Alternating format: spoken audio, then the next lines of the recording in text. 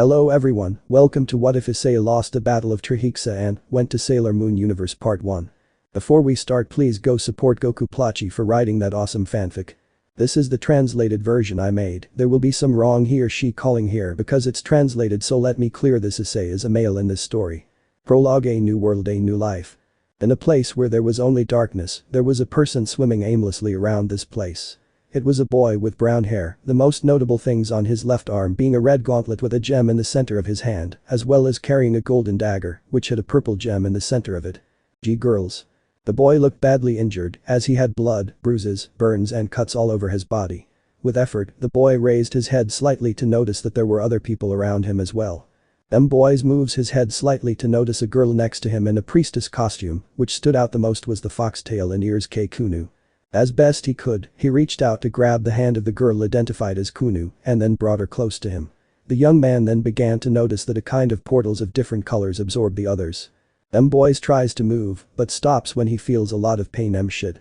He could only watch as everyone was swallowed by those portals until he was left alone with Kunu. A few seconds later he could glimpse a white portal appearing behind him, which began to drag both him and his companion. Where will we go? He couldn't help but wish that he and the others would get to a much better place. It's been a year since the battle against Sailor Galaxia. Now Serena and her friends were living a well-deserved time of peace, although of course, something was coming to turn their lives upside down again. Tsukino residence. At that time, Serena Tsukino was in the residence doing what a 17-year-old teenager would do, playing video games with her 13-year-old brother Sammy Tsukino. Sammy. Serena Tanta. Serena. Oh, you always beat me. Could it be that you're cheating? Sammy. Don't call me a cheater, you push all the buttons. Serena. More respect for your sister. And an argument began between the two siblings, although it didn't seem like it. Serena enjoyed those little moments, since it was better than fighting against an entity from space. After a few minutes they stopped since each one would go do their things. Sammy. Look, calm down, I'll go to a friend's house, I'll be back early tomorrow. Serena. Okay, but come back and remember that I'm in charge. Sammy. Whatever you say. Notices the presence of a cat at the door, which she caresses. Goodbye Moon, take care of the house. I don't think she will do it. Serena. But you will be one.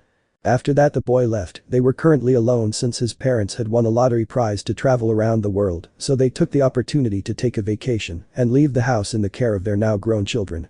Serena. And to think that they won't be here for about 6 months. Eyes, I wanted to go on a trip like that too. Entering her room to lie down on her bed. Luna. Oh Serena, don't be like that, you also have to study. The kitten climbed onto the bed, staring at her owner friend. Serena simply nodded with a smile, since yes, she now preferred to study rather than have those battles. Serena. Yes, study. I'll call the girls to spend some time here. Luna. Sighs and continues to be lazy. Just before leaving their room, both Serena and Luna noticed that a kind of white portal opened in their room, alerting them both. Something came out of said portal and after collapsing on the floor, it caused the portal to close. Serena. What's going on? Luna. Notes that what came out of the portal was a young boy who was quite badly wounded and a girl. She noticed with some curiosity the gauntlet, the dagger and the fox parts of the girl. I don't know, but they are not very noticeable. Serena came closer to check. The girl didn't seem to have anything wrong, unlike the boy who looked pretty bad. Serena. Moon, what do we do? Luna. Call Darian, he can help us. Just then the doorbell rang, accompanied by a voice saying. Serena, I ran into Sammy saying that you were alone, so I came to keep you company. Luna. Speaking of the King of Rome, let's go quickly. Serena. Serena. Yes. After that, Serena went down the stairs to explain the situation to Darian, while Luna looked curiously at both people. Mizuno residence. In a building, or rather in a certain apartment, was the most intelligent girl Serena knew. Ami Mizuno was reading a book. Apparently she had already finished it, so she took off her glasses and placed them next to the book on the table. Ami. Good, stretches a little since she had been reading for a long time with this term, the books that I had yet to read since Sailor Galaxy happened. She gets chills just remembering it. I better try to erase that from my memory. The moment she got up to go get something to drink, a blue portal opened above her. Something began to come out of that portal, so Ami moved away enough to see how that something fell to the ground and then the portal closed. Amy. Who notices that it's a blonde-haired boy who was wearing a kind of jet black armor that was quite destroyed, leaving some parts of his body exposed. It's a boy, but what is that armor he's wearing? Despite her suspicions, Ami couldn't leave him in the sorry state he was in, so she decided to take him to the guest room to take care of him there. Amy. I'll call the girls later to report this. Temple bracelet. In a temple that was frequented by the sailors, there also lived the one who brought a little order to the group, although also hateful if you ask Serena Ray. Hino was in her ritual at the sacred fire. Ray. Things have been going smoothly, but sometimes checking in from time to time doesn't hurt. After a few minutes nothing happened, which relaxed her a lot, so she got up to leave the room. Just at that moment she felt something, and following her instincts, she looked back to see that someone came out of a red portal and then disappeared. Ray. Who are you? Ready to transform when she notices the terrible state the subject is in. He looks very bad. She sees how he is standing up little by little. He is alive. Quick, I have to go. He was a silver-haired boy, although what stood out most was the white armor and the wings that protruded from it. When he saw Ray, he tried to walk towards her but lost strength in his legs and fell to the ground. Ray. Approaches to try to help him. Hey, are you okay? Who are you? Val faints. Ray. I can't take him anywhere with that armor. I'll take care of him here, then I'll call the girls. And he quickly went out to get a first aid kit to treat the stranger. Kino residence. In a certain apartment there were two girls, the strongest one Serena knew, and the other one who almost looked like Serena's lost twin sister. Lita. Kino and Mina Ino were on a movie night and were just finishing a. Mina. I didn't understand a word of the opening of the sky. Lita. Me neither, it's a shame they cancelled the project. Anyway, what do you want to see? Mina. Propongo 50 sombras de grey. Lita. Avises me perturbas mine. And just when they were going to put on another movie, two portals opened where they were, one yellow and the other green. From these two people came out and then they closed. One was a blonde boy who was seen surrounded by broken swords, while the other was a boy with golden armor that apparently protected him. Lita. But, who are these guys? Mina. I don't know, but I have to admit that they are both very handsome. Lita. Almost falls on her back at the comment. Girl, you seriously worry me. Anyway, they don't seem to be in good shape, so let's go help them. Mina. Yes, and I will call the girls later. Between the two of them they began to carry the boys to an empty room to take care of them. In a certain place surrounded by nature there was a two-story house. Inside in the living room of said house were the sailors of the outer system, Haruka Tennu, Michiru Keo, Satsuna Mayo and Haderu Tomo, although Artemis was accompanying them since they had a family series night and they had invited Artemis since she had fought with Mina a few hours before. Haruka. Who was the one who put My Little Pony in the series options? Michiru. Don't look at me. Satsuna.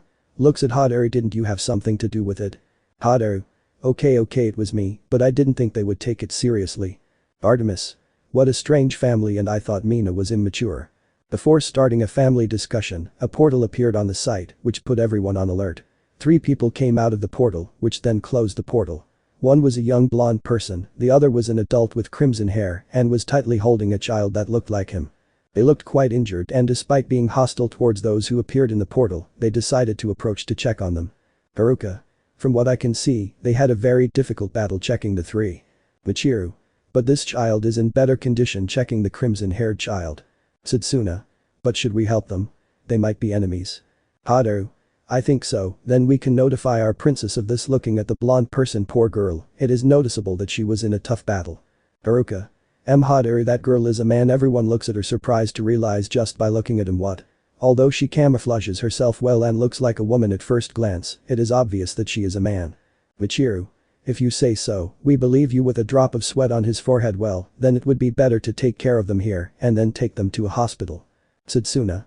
Okay, then let's go. Artemis. I'll call the others. Haruka. With what fingers? Watches how he takes out his claws. Okay, I'll shut up.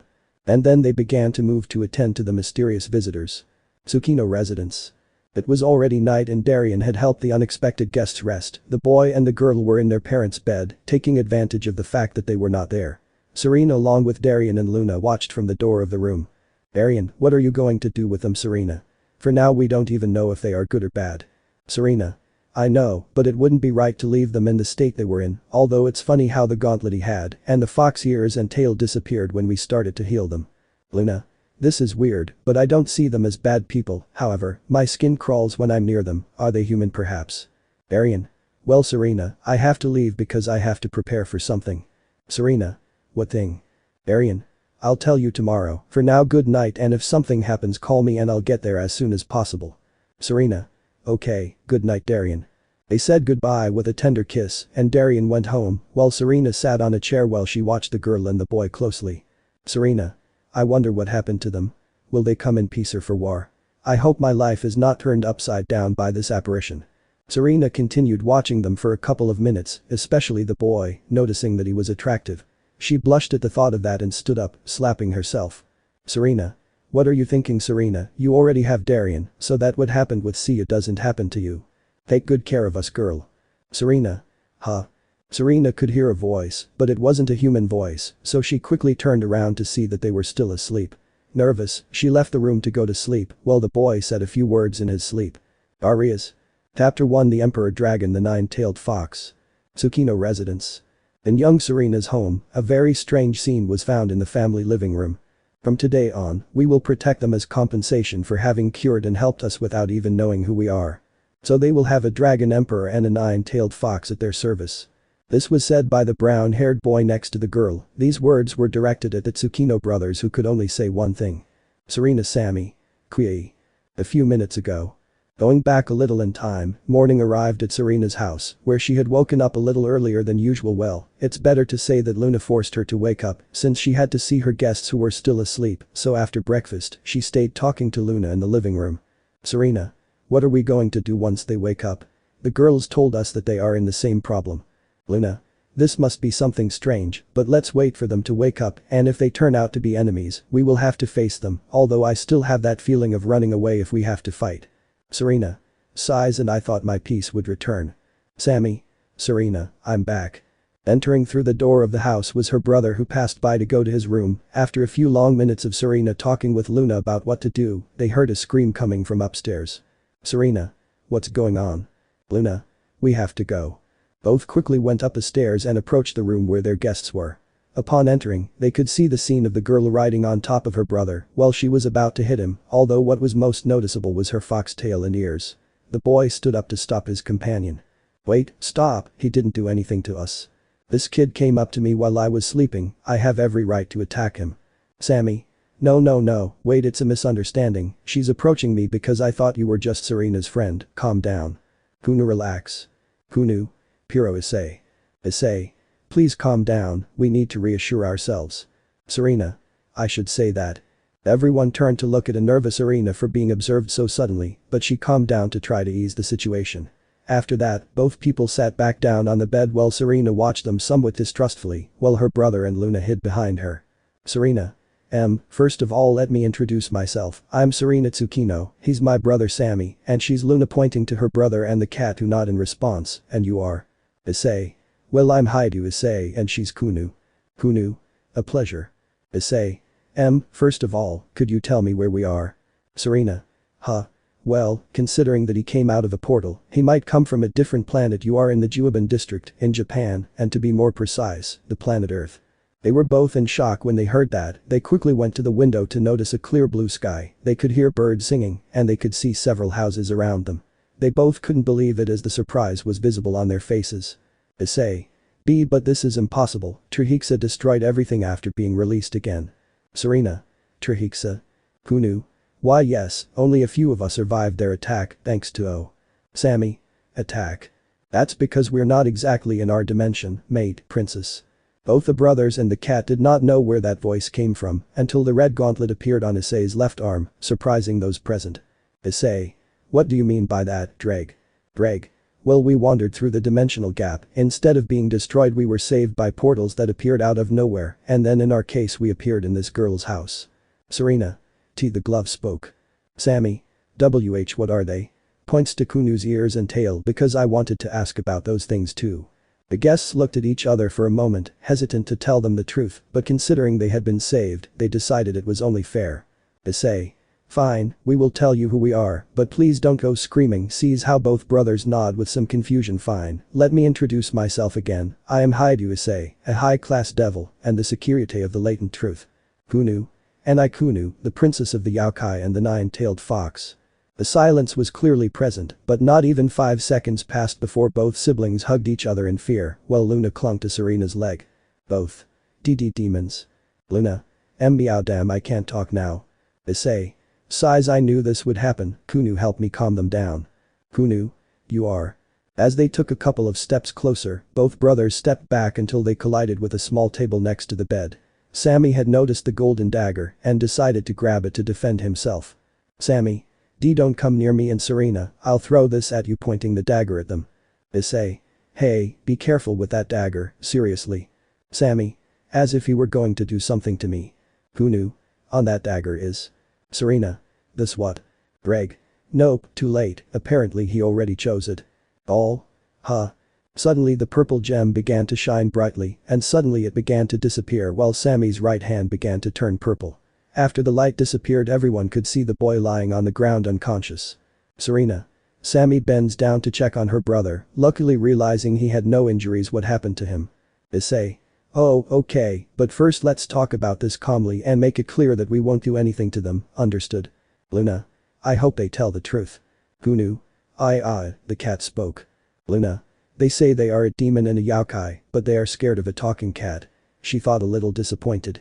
After a few minutes, everyone was in the living room. Sammy was sleeping on the couch, while Issei had to tell everything that had happened in his world to Serena and Luna, who were quite shocked.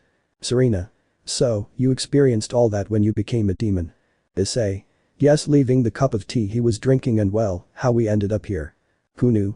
I think we wouldn't like to talk about what happened now. Luna. Okay, so before anything else, what happened to Serena's brother? Issei. You see, in that dagger was the Dragon King known as Gigantus Dragon, Fafnir. Serena. What? A Dragon King is inside my brother? Who knew? Yes, currently Fafnir is very unstable due to, well, the loss of a loved one. Issei. And being locked up there for his own good and ours, he surely looks for a way to return, and your brother, being someone normal, surely took advantage to turn his sacred gear into his own. Luna. Sacred gear? Issei. We'll explain to them later. Serena. Manages to notice the sad look they both have. They look very sad. Well, they lost many important people in that battle against that creature. I know how it feels. What do you plan to do for now? Both of them hadn't thought about it. What to do in a new world. Start a new life.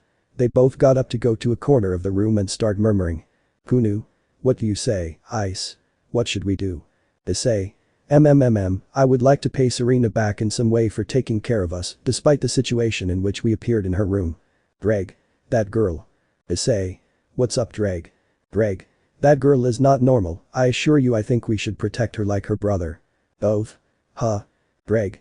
Apart from returning the favor of having healed them since their wounds were very terrible and he did a good job treating them, they could also find a new reason for this world, and since we don't know it very well, that pair of brothers could help us. Issei. Greg. It would also help you to ease the pain of having lost not only your parents and friends, but also the women who gave you the strength to continue, and the same goes for you, Fox Princess. Issei. You're right, what do you think, Kunu? This way we return the favor and watch what Fafnir will do in that boy's body. Kunu. Sounds good to me, Ice. While the strange trio was arguing, Serena watched as her brother was getting up, which calmed her down quite a bit, although she could notice that his face was completely terrified. Serena. Is something wrong? Sammy. And no, nothing, it's just that I swear I dreamed that a golden dragon tried to eat me. Issei. You'll get used to it. Approaching Kunu. Well, both Kunu and I have come to a decision. Kunu. So we want you to listen to us carefully. They both listened and complied. Issei summoned his gauntlet and together with Kunu, they knelt in a way that seemed like they were making an oath. Issei. From today on, we will protect you as compensation for having cured us and helped us without even knowing who we are. Kunu. So they will have a dragon emperor and a nine-tailed fox at their service. These words were directed at the Tsukino brothers, who could only say one thing. Serena. Sammy. Kui. Luna. Equally surprised. Oh, for the love of all that is blessed in this world, I now feel like a tremendous weight has been lifted off my shoulders when I hear that they are allies. Serena. Why so suddenly? Issei. We have our own reasons, and we must thank them too. Kunu. We can do anything, so don't worry about seeing us as a nuisance. Sammy. Turned slowly to see his sister, who was more shocked than him. Serena. What are we going to do? Serena. Sighs. We have no choice but to accept. Takes a breath and then says, then it will be a pleasure to have you by our side. Issei. Haidu extends her hand towards Issei. Issei. You can call me Ice. Shakes his hand in acceptance. Kunu. And I'm Kunu. Nothing more. Looks threateningly at Sammy. I hope we get along. Sammy. I say the same thing. And after that the afternoon continued in a more peaceful manner. Evening. Night had fallen, everyone was asleep except for Issei, who was in the living room thinking, and Serena, who was on the phone talking to the person she loves the most. Serena. And that's what he told me. Arian phone. I see. Well, at least he's there to protect you, but what about those who appeared with the others? Serena. I couldn't call them since I was informing Ice and Kunu about where we were. Arian phone, haha, you even gave him a nickname. Did you find my replacement to protect and take care of you? Serena. What are you saying? You know that you are the only one who plays that role well. I would never replace you.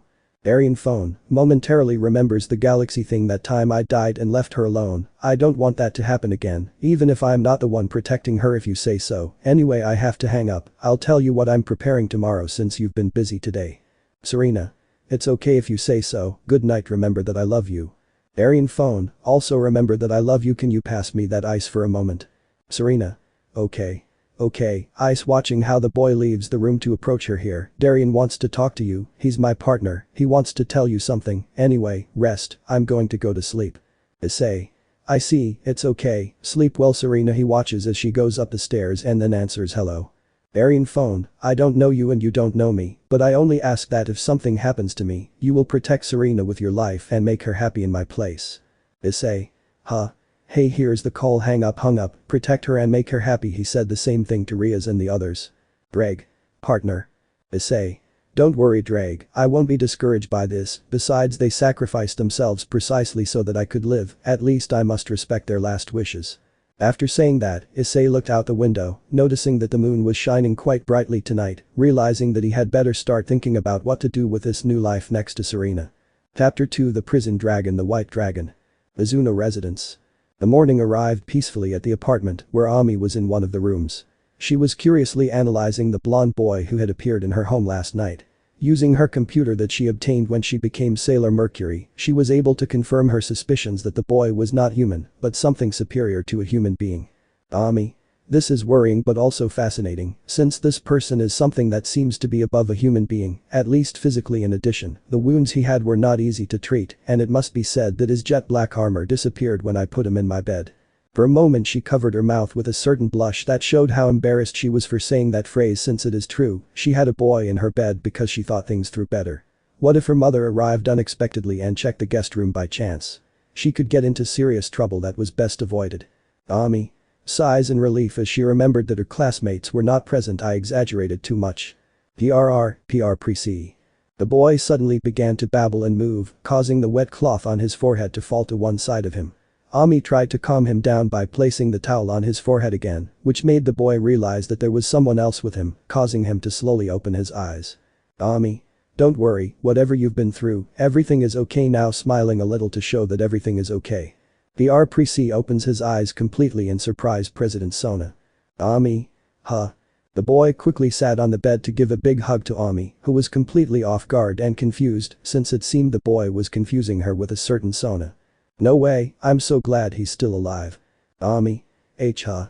Totally red as a tomato, but she calms down to carefully undo the hug and make the boy look at her. Sorry, but I'm not Sona. Huh?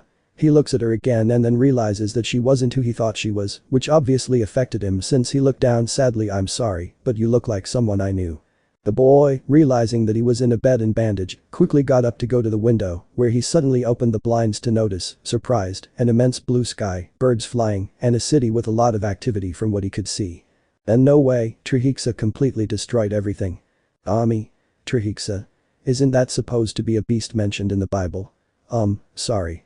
Realizing he was talking out loud. Excuse me, let me introduce myself, I'm Saji Genshiro. Ami. And I'm Ami Mizuno. It's a pleasure to meet you Saji, but I have several questions for you. Saji. Looks at the bandages he has on him and sighs. Seems fair to me, since you took the trouble to heal me. Well, I will introduce myself properly. I am Saji Genshiro, a middle-class demon, and I am the bearer of the sacred gears of the Dragon King Vrita, and so you see that I am serious. In his right hand, he made a kind of gauntlet appear in the shape of the head of a black reptile. Ami was clearly surprised and somewhat scared, to be honest, because it was obvious that he was different from any adversary she had faced in the past. After a long time in said room sitting on the bed, Saji explained his life to her and how he ended up the way she found him, something that Ami paid close attention to. Ami. Wow, I can't believe that whole story, but it would be very rude to refuse to believe it. Saji.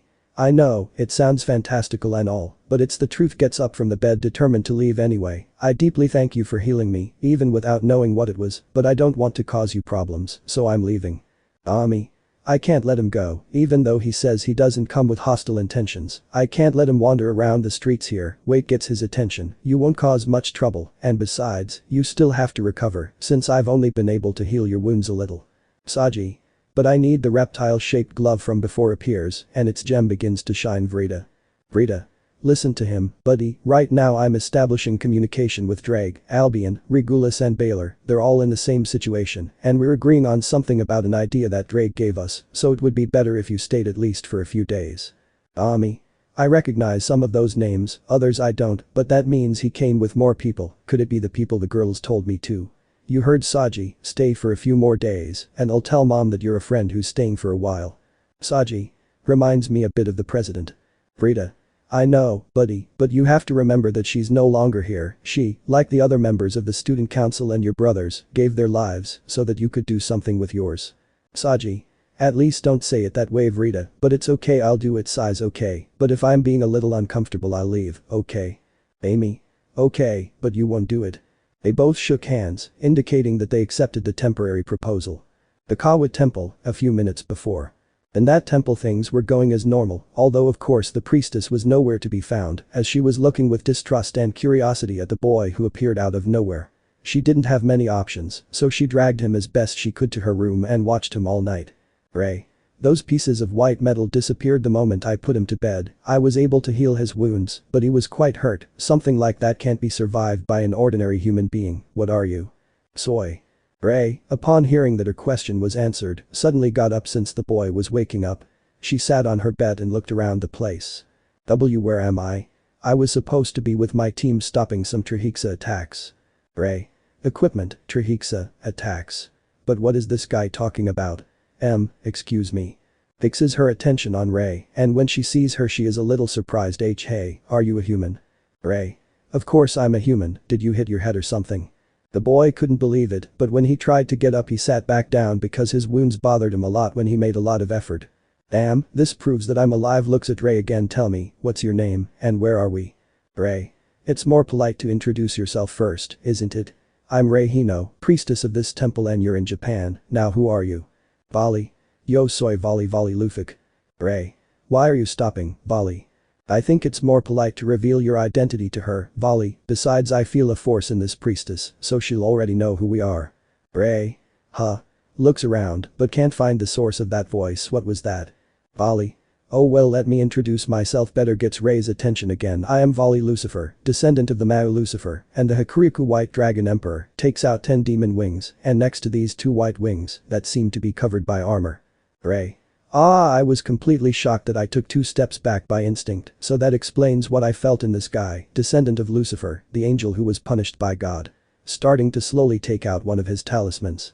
Vali. Size, you shouldn't treat your guests like that, besides I'm not bad or anything like that. In fact, for having saved me I'll tell you how I ended up in the state you found me in. Ray.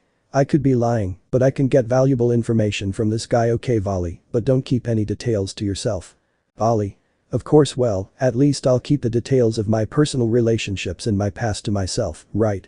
After a long time of conversation, Ray was surprised by Vali's entire life, although his story began since he joined the Cows Brigade. Clearly his expression said it all, so Vali could simply laugh when he saw Ray's face. Ray. KT Darisa. Vali. Nothing, it seems like you're calmer now when I tell you my things. Ray. Quite a lot, although it was not necessary to tell how you lost your loved ones. Vali. Don't worry, it's inevitable in war. Well, I'd better go. Ray. No, you must stay at least until you heal completely. Vali. Hey, don't worry, it may bother me, but I can walk. Listen to her speaking from the white wings. Besides, I'm now talking to the others about this situation, so listen to the priestess and stay. Vali. Sighs. Well, if Albion says so, I'll stay. Directs his gaze to Ray. Anyway you won, where will I sleep? Here with you? Ray. Turns red at the Joko. Obviously not, you'll sleep in another room, although you'll have to wait for Grandpa to get distracted for a moment so you can appear as a newcomer. Vali. Is there a problem if your grandfather finds us in your room? Ray. I don't know, tell me, finding your granddaughter with a boy without telling you clearly is something to get angry about. Clearly. Vali. At least he has a normal grandfather. Okay, I'll wait. And they both stood there in silence for a long time. Mizuno residence. Night came, Saji had caught up on how things worked in that world which wasn't that different from his own, and Ami was even telling him about finding a university she didn't want to know anything about studying for now, and because of all the talking they had all day and the explanation, Saji ended up going to sleep while Ami meditated on everything in her room. Amy. This will be a bit complicated, but he doesn't come with bad intentions, so I think I can trust him. Well, we'll see what we do at the meeting we'll have for now. I'll keep him from having sad memories. She's a little surprised by what he said. Wow, despite being a stranger, it makes me want to help him. Well, he's very good for a demon. While in the other room, Saji was looking at the moon in the sky while thinking about what this new world holds for him with Ami. Temple bracelet. Night came after a long day, as Vali had to tell Ray's grandfather, I came for your teachings, so from now on Vali will be able to live there, although with some rules that will bother him a little to follow, but are bearable. After dinner everyone went to sleep. Ray was in his room thinking seriously about the matter. Ray. Even though he seems like a good person, he is a demon, and I can't stop believing the things I believe from one day to the next, and what you the sailors of the outer solar system think. Well, we'll see when we meet again. But those thoughts Ray went to sleep while Vali was outside the temple observing the brightness of the moon while thinking what his objective would be from now on. Will Ray be on that objective? Chapter 3 The strongest demon, the blonde swordsman. Kino residence. Morning arrived at the residence, but things were not going so smoothly. Mina. Ah, help. Lita. Mina, calm down, I can't concentrate. Mina was hiding behind Lita, who was using a chair to defend herself from what exactly? A golden lion that threatened to jump on them to devour them but didn't do it because it had a knocked out Artemis who had arrived recently under its paw. Mina. How did the armor see turn? Lita. It's time for me to tartmute. Mina. Into a lion. Minutes before, Mina and Lita were attending to the boys who had appeared out of nowhere when suddenly the golden armor worn by the dark-haired boy separated and transformed into a rather injured golden lion which was hostile to the girls. Artemis tried to defend them but was hit by the lion, and it put him under its paw, putting the situation as it is now. Lita. We will have to transform to stop it. Mina. You're right, you'll see, Leon, nobody does that to Artemis. Regulus. The voice said voice seemed to have calmed the lion, who turned towards the bed where the dark-haired boy was, who would observe the situation somewhat strangely. Regulus, what's going on here? Regulus. Mr. Sererg excitedly stops crushing Artemis and approaches the boy, clearly happy. I'm glad you're okay. Sererg. Regulus, you are not in good shape, it will be better if you return to your axe form to rest. Regulus. Okay, Sir Sererg. From one moment to the next the lion now became a battle axe which rests peacefully next to the bed of the boy identified as Sererg. Still surprised, both approach to talk to the boy. Lita. Sorry. Sererg. Notices the presence of both girls and seeing the attitude they had, he quickly realized what happened while he was sleeping. Excuse me Regulus, he is usually too protective of me. Mina. And no problem, but I'd like to know something. Bends down to pick up an unconscious Artemis, took a deep breath and then shouted, what was that supposed to be? Both Lita and Sererg had to cover their ears due to the loud scream. The boy at that moment realized something and began to think about what had happened. Sererg. Excuse me, but can you tell me your names, race, how you found me and location? Lita. What a strange question, but considering that it came from a portal. Well, I am Lita Kino and she is Mina. I know, we are human. And Mina. You appeared from a portal, very hurt with that very handsome boy, pointing to the young blonde who was still sleeping despite the scandal, and you are in Japan. Sererg. Portal, Japan. I understand, we are no longer in our world, that's why I can breathe calmly without feeling like a ball of energy is going to hit me in the face. Lita. Mina. Ball of energy? Lita. We already introduced ourselves, so it's your turn to do it. Sererg. Oh sure, excuse my manners, should I tell you everything? Well, you saw that we left through portals, so I can't keep quiet. I'm Sererg Bale, a high-class devil. He is Regulus, my pawn, pointing to the axe that rests quietly, and he is Kibayudo, the horse of my primary Ria's Gremrier, well, ex-horse. They were both shocked by the revelation, though Mina was clearly afraid of the fact that there was a demon in front of her, so she did the most sensible thing possible. Mina. Grabs anything and starts throwing it at them. A demon. Sererg. Scratches his cheek, somewhat embarrassed because I didn't think about the consequences of saying that he even gets Artemis in the face. Ouch, poor cat. Lita. Mina, calm down, manages to calm Mina by placing her hand on her shoulder, then looking seriously at Sererg. Well, Sererg, you come with good intentions, or? Sererg. I think it would be fair to explain my situation to you, okay? Lita. This could be a good opportunity, okay? After that commotion, everyone was in the living room. Sarerg told them his story except his childhood and the reason why he ended up there, which was because of a great battle in which he participated. After finishing, he left his cup of tea aside and sighed. Sarerg. And that's all my story. And the boys petting Artemis, who was playing his role as a normal cat. Lita. I see, I'm very sorry about what happened to your world. Sarerg. Well, he was an invincible enemy, although it's still sad that I won't be able to see my mother or my friends who formed my peerage again. Both of them noticing that the boy began to get sad remembering his loved ones. Mina quickly gets up to say. Mina. Well, what do you think about living with Lita while you are in our world? Lita. Spits out the tea she was drinking due to her friend's sudden offer. Cough. What are you saying, girl? Sarerg. Don't worry, I don't want to create inconveniences or anything like that. Lita. Hey, I wasn't refusing, of course you can stay since there are free rooms just like your friend. Sarerg. Well, if I don't seem like a problem to anyone, I will accept the proposal. Of course I just need to listen to my companion. Regulus. We're in trouble, Mr. Sarerg. Coming out of the room was a boy with orange hair and a normal appearance, although with strange clothes for them. Just when Mina and Lita were going to ask more Lita, since Mina was infatuated with the boy, Sarerg stood up. Sarerg. Don't worry, he's Regulus, the lion from a moment ago. I'll explain later. Turns to his partner who seemed a little nervous. What's wrong? Regulus. Kibayudo. As soon as he woke up he went out the window. Sarerg. Damn, he must have thought we were still in our world. I'll go find them, wait here. Lita. We can go help you. Sarerg. In the state I think he is in, it is better that I take care of him. I will be back, I swear. Leaves Artemis aside and walks out the door accompanied by Regulus. After he left the place, Mina and Lita looked at each other for a moment and as if they were thinking the same thing, they nodded and then took something out of their pockets. Meanwhile, a surprised Kiba ran around the place, not knowing what was happening. Kiba. Why is everything so peaceful? Where is the president? Everyone else, what is happening? He arrived at a place full of people who were watching him with curiosity since he was carrying a sword with him. He was so upset by not knowing where he was that he was on guard. Kiba.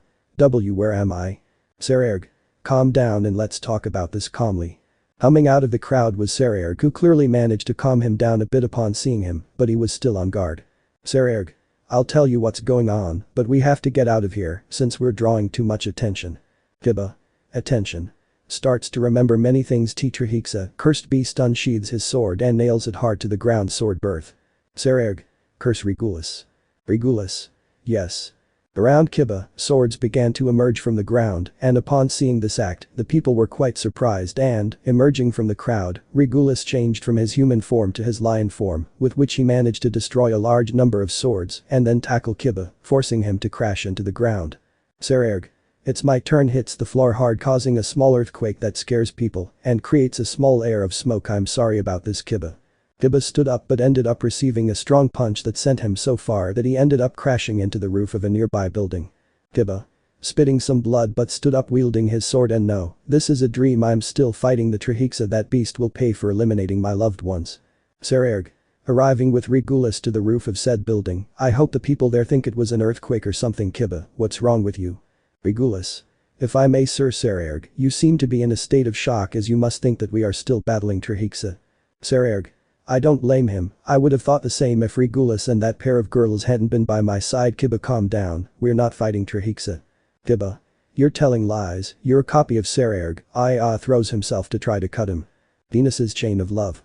Yellow chains came out of nowhere and held Kiba tightly, who squeezed his sword tighter in shock. Kiba. What is? Thunder of Jupiter, resound. The loud thunderclap hit Kiba, causing him to give a small cry of pain, and Sarerg took advantage of the surprise attack to land a strong punch in Kiba's stomach, causing him to fall unconscious again. Sarerg. Destroys the chains that held him and then carries him. Okay, now let's go back to Lita and Mina, who must be worried. Let's go. Regulus. Regulus. Yes, Sir Sarerg. Both left the site to return where they came from, while observing them from a nearby place were Sailor Jupiter and Sailor Venus, who were a little surprised by what they saw. Sailor Venus. Not only handsome, but dangerous. Sailor Jupiter. You're right, let's remember that Serena and the others also received someone from a portal. Sailor Venus. Do you think they want to attack us? Sailor Jupiter. I don't know, for now we should try to trust, I think. Sailor Venus. We will reach a better agreement when we meet, for now let's go back before they realize we're not together. Sailor Jupiter. Okay. Then they both left the place quickly. Theno residence, night. Night had come to the said residence, and when Kiba woke up the situation was explained to him currently in addition to Regulus communicating with the others, and they are reaching an agreement. Sorry for his behavior, he asks for a sincere apology. At this moment they are in the room observing Kiba's apologies. Kiba. I apologize very much, I sincerely thought I was still on the battlefield. I have no way to justify my behavior. Lita. Oh hey, calm down, considering the things they told us, it's impossible not to have reacted the way you did. Kiba. But. Mina. How calm, man. Besides, this afternoon's incident was reported as a collective hallucination, and we are lucky to still be in the hot season. Lita. He's right, so don't worry. Kiba. Mina. Well, if you're not satisfied, how about serving me? Hearing this request, Kiba was surprised as was Sarayerg, while Lita. Mina. I say if you want to make up for it so much, why don't you become like a servant and pay us back? Kiba. Sounds good to me. Lita. Whispers to Mina, hey, but that only benefits you. Mina. Whispers back, I can't leave you with two handsome boys alone, stay with the guy who obviously has tremendous strength, plus Artemis, and I will keep an eye on this guy. Lita. Still whispering, but what will your parents say? Mina. Whispering, okay, they are on an all expenses paid trip to London for a few long months. While the girls were whispering to each other, Sarayerg was talking to Kiba. Sarayerg. According to Regulus, something is planned with Drake, Vrita, Albion and Baylor. For now we can only wait for them to say something. Kiba. Okay, for now I will dedicate myself to serving that girl called Mina, and what will you do? Sarayerg. I will live in this place with that Lita girl, although I am interested in knowing one thing, who were the people who helped me calm Kiba down. Kiba. What thing? Sarayerg. Nothing, we better leave it like that. Regulus. Watching an incapacitated Artemis closely, I think he's dead, holds him for a moment and then says no, he's alive. After a while, Mina left accompanied by Artemis and Kiba. It is worth mentioning that she was holding on to the latter's arm, while Sarayerg and Regulus stayed living with Lita. Kino residence. Everyone was sleeping in that place, or well, that's how it should be, since Lita was meditating on the matter while she was lying down. Lita. Their power is impressive, but they don't have bad intentions, so that reassures me to a certain extent, although I would like to help the Sarayerg, since I understand that feeling of losing your loved ones. After thinking about that, he ended up sleeping, while in the living room Regulus was in his battle axe form resting on the couch. In turn Sarayerg was at the window with his arms crossed staring at the full moon. Thinking what exciting people he would find in that world, exciting like Lita. Ino residence. The place was quiet due to the time of night, but Mina was thinking about things while lying in her bed. Mina. Even though they don't come with bad intentions, we have to be alert and above all meet as soon as possible to get to know these people better and even have them as allies if something happens, although it wouldn't be bad to have that handsome boy hugging me now. Mina thought so many things, even reaching perverted levels, that she ended up sleeping staining her pillow with the blood coming out of her nose. While looking out the living room window next to Artemis was Kiba observing the full moon in all its splendor, thinking if she should have new reasons to stay alive, will Mina be a reason? Chapter 4 The Crimson-Haired Mao, the Cowardly Brave Vampire. Japan. In an area surrounded by trees, a large two-story house could be seen. In one of the rooms of said house on the second floor, Haru was checking on her guests, who were still lying on beds in the guest room. Haru. The fight they had to be brutal since the wounds they had were not normal at all. I wonder what they experienced. It's a question that will be answered when we wake up. Entering the room was someone who raised Haru since she was little, whom she loved like a mother older sister. That person was Setsuna Mayo, who was watching the guests who appeared on her series night. Haru. I understand, hey where? Setsuna. If you mean Haruka and Michiru, they went to contact our princess because the signal in this place is very bad. Haru. I have been able to confirm it, that's why I have not seen videos since we moved here, sighing at the fact of being disconnected from the world. Setsuna. Anyway, moving on to another topic, let's wait for these people to wake up to interrogate them. Interrogation. One of the people who woke up was the crimson-haired man, who was clearly confused. Setsuna. I see you woke up, could you tell me who you are? I'm Surziches, and well, I'd like to know a few things. Haru. Actually we want to know more, but first we will answer yours. Surziches. Thank you, first where in the world am I? And second, would you allow me to know your names and the situation of the earth? Both were a little strange with the first and last question, but also wanting to know what is happening, they decide to answer him. Setsuna. We are in Japan, I am Setsuna Mayo, and this is Haru Tomo. Haru. Also the situation on earth is peaceful, there is no problem. The subject upon hearing that would be surprised, but after thinking a bit he came to a conclusion. Surziches. I understand, so, we lost by the way, did I arrive with anyone else apart from this boy? mentioning his companion. Haru. Of course, it was a child similar to you which we put in the other room. Surziches. Please let me see him, he's my son. Both were a little surprised because they thought Surziches looked quite young to have a child, but neither denied it, so Setsuna guided him to the next room, while Haru stayed to take care of the other. In the room upon entering they could see the child already awake who was staring into nothingness until he heard the door open. Setsuna. Wow, I see you woke up. Notices the presence of both and gets excited to see the man father. Surziches. Milik as he approaches equally excited and sits on the bed to give the boy a hug. I'm so glad you're okay. Milikas. And you two are well. They both had a quiet father and son moment while Setsuna just watched them, meanwhile Haru watched the other boy who was left and how he began to wake up. Where am I? Haru. I see you woke up and if you ask, you're in Japan. The boy seemed surprised when he heard that and tried to get up but couldn't because of his injuries. Seeing that, Haru told him no, don't get up yet, you're still completely fine, to which he had to agree to go back to bed. Could you tell me who you are? Haru. Oh sure, I'm Haru Tomo and you? Gasper Vladi. Haru. A nice name Gasper, by the way the man who came with you is in the other room. Gasper. Man. Haru. Yes, his name is Surziches. Gasper. Is surprised to hear that name so he sits on the bed and says is Mr. Surziches with me? Haru. Yes, but before continuing I would like to ask you several things, of course with your friend at your side. Gasper. What would Issei do in this case? Well, I'm with Mr. Surziches so he'll know what to do. Oh okay. Haru. Well, I'll bring the others here. After several minutes, everyone was in the same room. Sitting on the beds. Were Gasper, Milikas and Surziches, while standing were Haru and Setsuna. Setsuna. Well, first of all, what are they? Since we are clear that they are neither human nor from this world. Gasper. Surziches. I think it's fair, I mean they saved our lives, so I introduce myself, I'm Surziches should I use my title? It's no longer valid so no Gremory, and he is my son Milikas Gremory pointing to the child at his side. Milikas. It's a pleasure to meet you.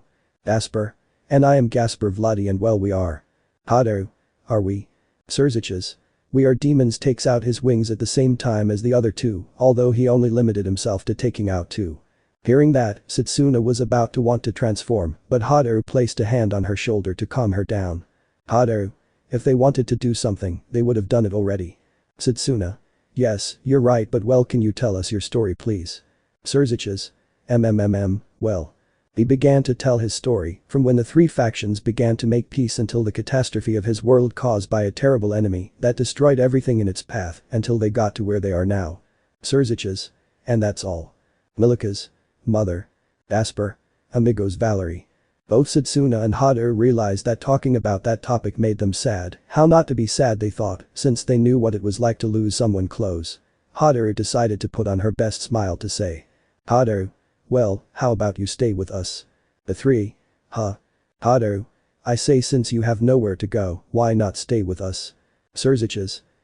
We appreciate your invitation, but we don't want to be a bother. Setsuna. You're going to stay and that's it. Besides, it's better than not having a way to survive in this world. Gasper. This lady reminds me of someone well. You better accept, also don't worry I'm fixing some things with the dragons and the lion. Gasper. Are you Baylor? And he doesn't answer me, although it reassures me that he says that, with dragons he must mean Issei, and so on it's a relief sighs. Milikas. As long as we don't cause problems, it seems fine to me, don't you think Dad? Surziches. Yes, it's okay, we accept the idea. Setsuna. Okay, now I'll fix your rooms how will I tell this to Haruka and Michiru? Setsuna went to do other things while Haru stayed talking to the trio about the things of her world to make them feel better. The evening. Night came to the place, Haruka and Michiru were informed about the situation which put them against the idea, since they were clearly demons they were talking about, but they could not do anything, since Haru was the one who invited them. At this moment everyone was asleep except for Haru and Setsuna who had thoughts related to the subject of their new guests. Haru. They seem such good people, although it's a shame what happened to them in their world, and I think I can understand quite well that boy Gasper and little Milikas, although I still don't understand why I had to lend him my clothes for him to wear. Anyway, I will make sure that they have a good time in this world. Setsuna.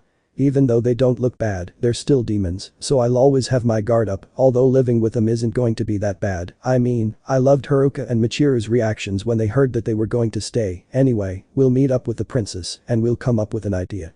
Both managed to fall asleep after thinking about that. In turn, in another room, Milikas was sleeping in a bed while looking out the window were Gasper and Surziches observing the full moon. They were thinking if they could find something else to do in this world, although they were sure that Setsuna and Hateru would help them. Chapter 5 Meeting Encounter. The full week has passed since Issei and the others arrived in a new world to start living with the Sailor Scouts. The girls had gotten used to their presence, and each had an opinion of their guests. Serena really liked the company of Issei and Kunu, since they treated both her and Sammy like siblings, which is why they ended up getting along quite well. Kunu learned the small differences between that world and hers, with the help of Sammy and Serena, while Issei confirmed the differences, but she still loves Serena like a sister. It is worth mentioning that Luna spent her time talking to Drake, since they ended up getting along by knowing things about each other's world, although of course she did this when Sammy was not present. Ami taught Saji how things were, who after realizing the difference with his world, began to form a friendship with Ami, while she listened to the things that Rita told. Although things were a little serious when Ami's mother found out, but she quickly accepted it not before saying, "I don't want grandchildren yet," which made them very uncomfortable. Bali, having to pretend to be human in front of everyone, got used albeit reluctantly to being in the temple most of the time and began to like Ray a little more due to the times they talked about different topics, although the only thing that made her feel uncomfortable was when her grandfather told her, "And when will my great-grandchildren come?" Something that surprisingly made Vali blush even a little. Sererg, not having much to do, began to do other types of things with Lita as his teacher. He learned how to clean, cook, go shopping, etc., and he took advantage of those moments to have long conversations with her, managing to learn a little about her, just as Lita learned a little about him. Mina lived quietly with Kiba, who felt more like a servant than a tenant, despite that they got along well. Although Kiba spent more time talking to Artemis despite the fact that he did not speak back, he felt that he understood him, with whom he began to forge a good friendship, and more because of Mina's momentary tantrums. The sailor outer liked the presence of their tenants, although they did things separately. Hateru got along well with Gasper, getting to do many things together, although Hateru tries to get Gasper to wear men's clothes by force, something that he avoided. Setsuna began to like Surziches, thanks to the conversations they had followed, learning many things about demons and so on. Michiru and Haruka liked little Milikas quite a bit, thanks to his way of acting and the talents he possessed. In short, everyone got along well, although Haruka always threatened Gasper in case he did inappropriate things with Hateru, causing him to hide under the bed. Just starting that Monday, the girls decided to have a meeting, both for them to meet and to discuss the matter, so over the phone they scheduled a place and day for the meeting. And today is that day. The Kawa Temple. Walking down the stairs to reach said temple was Serena in the company of her brother, Kunu and Issei, the latter being quite nervous. "Serena. Why are you so nervous?" Issei. "Well, because of how I explained it to you, these places give me a strange feeling, and even less so if I don't know what the relationships are like between Japanese demons and gods, or if they even exist in this world." Serena. "Don't worry, nothing will happen. Besides, it's a meeting with my friends and I couldn't leave them alone at home." Issei. "It's okay if you say so." After finishing the conversation, they finally finished the climb, only to be greeted by a somewhat strange scene. Haruka. "So you had those intentions with Hateru?" Asper. "Don't believe what my friend says." Kiba. "Oops, my mistake." They were Mina, Lita, Ami and Ray stopping Haruka from trying to hit Gasper while he was hiding in a bush and was trying to be taken out by Saji and Vali. While the others simply watched. Hateru. "And because of a single comment the scandal is created." Sererg. "Hahaha, it seems fun." Serena. "Ahem." Everyone suddenly noticed the presence of the newcomers, and clearly the atmosphere became quite lively with their arrival.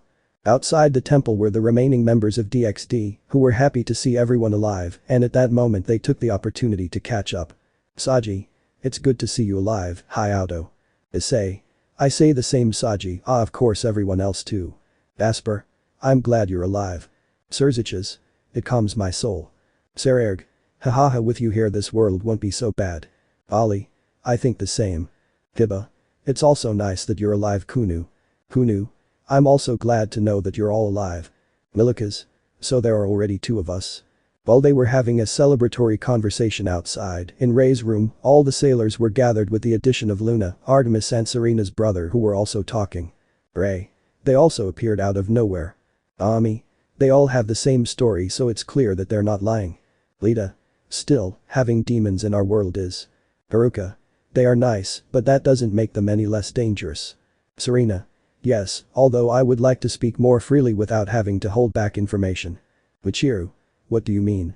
Serena nodded at them, causing them all to look at her brother, which made him nervous as he received all the stares and didn't understand what was going on. Setsuna. Unfortunately your brother got involved in this problem, do you think it would be wise to tell him? Serena. Well, he's not one to open his mouth, but I don't want to overwhelm him with information. Sammy. Could you tell me what's going on? They talk as if they were heroines, avoiding revealing their identity sees how everyone remains silent, causing a face of confusion in him Are you trying to tell me th? Luna. That's right, Sammy, your sister and her friends are the legendary Sailor Scouts. It took the boy a while to process the information, but the first thing he said when he reacted was, Sammy. Chief Habl. Quickly, Serena and Mina jumped on top of him to cover his mouth and prevent him from letting out a tremendous scream.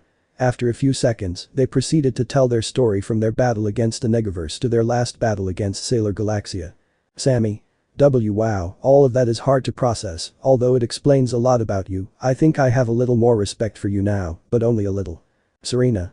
I was going to tell you and my parents after a while, but I have to tell you before because you got too involved in this. Luna. Besides, I'm still worried about the golden dagger. Haru. What do you mean? Luna. Yes, a dagger that Issei was carrying stabbed him and it disappeared.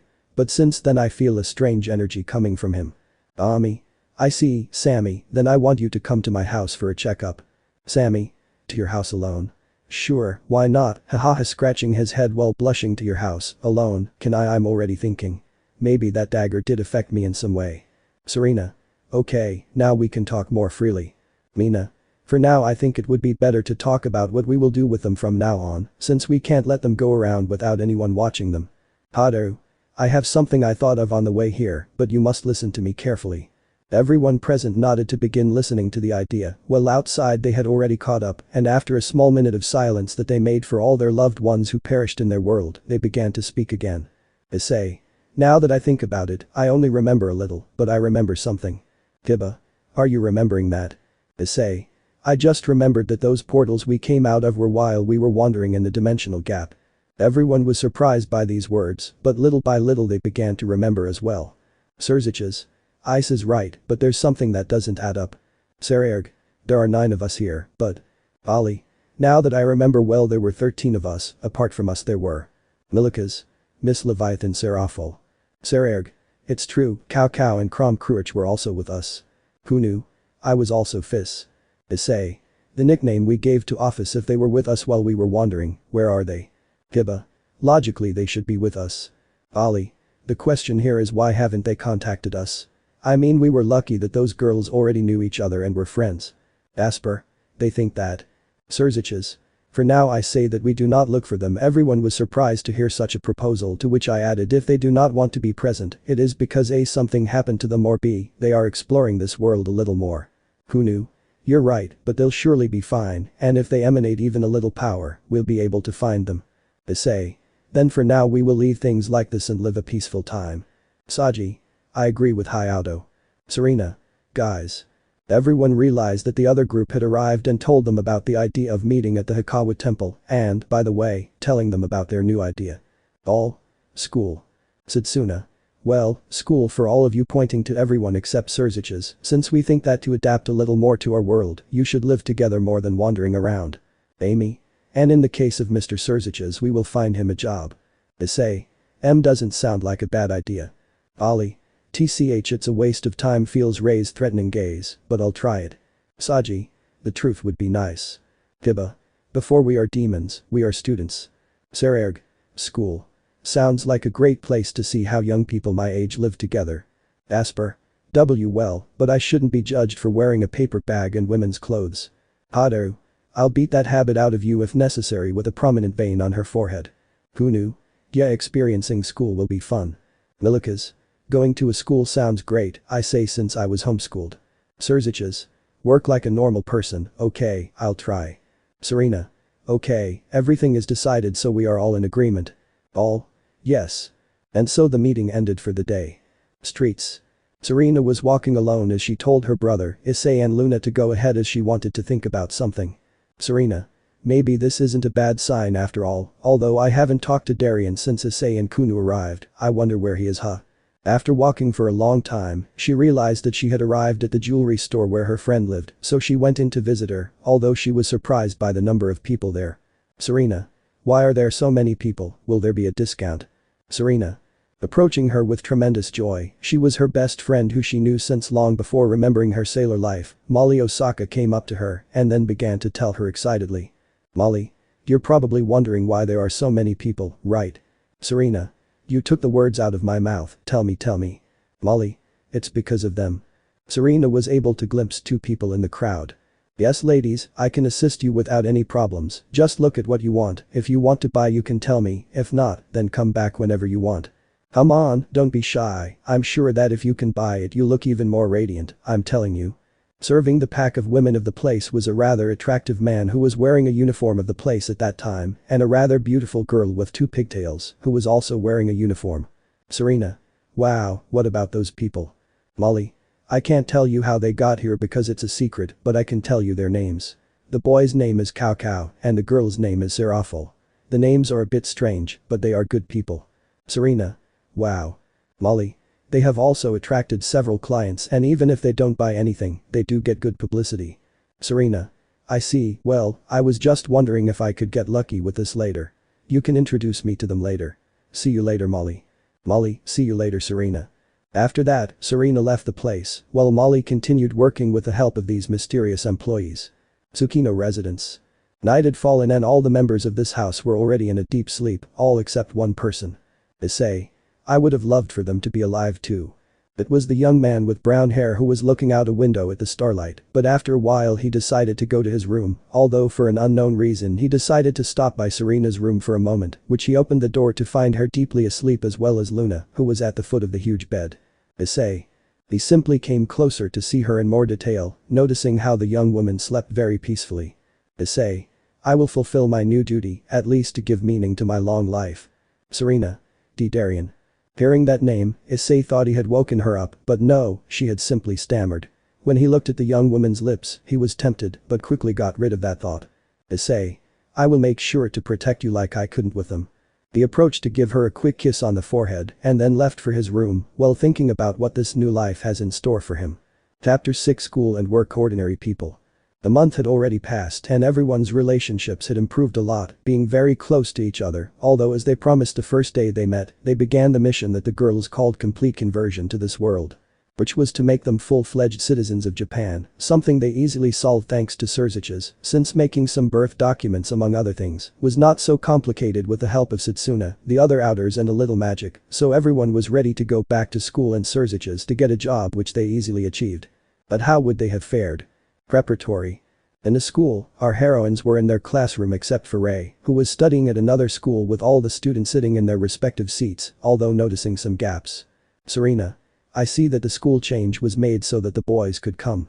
After thinking that, the teacher entered the classroom and had an important announcement so everyone paid attention.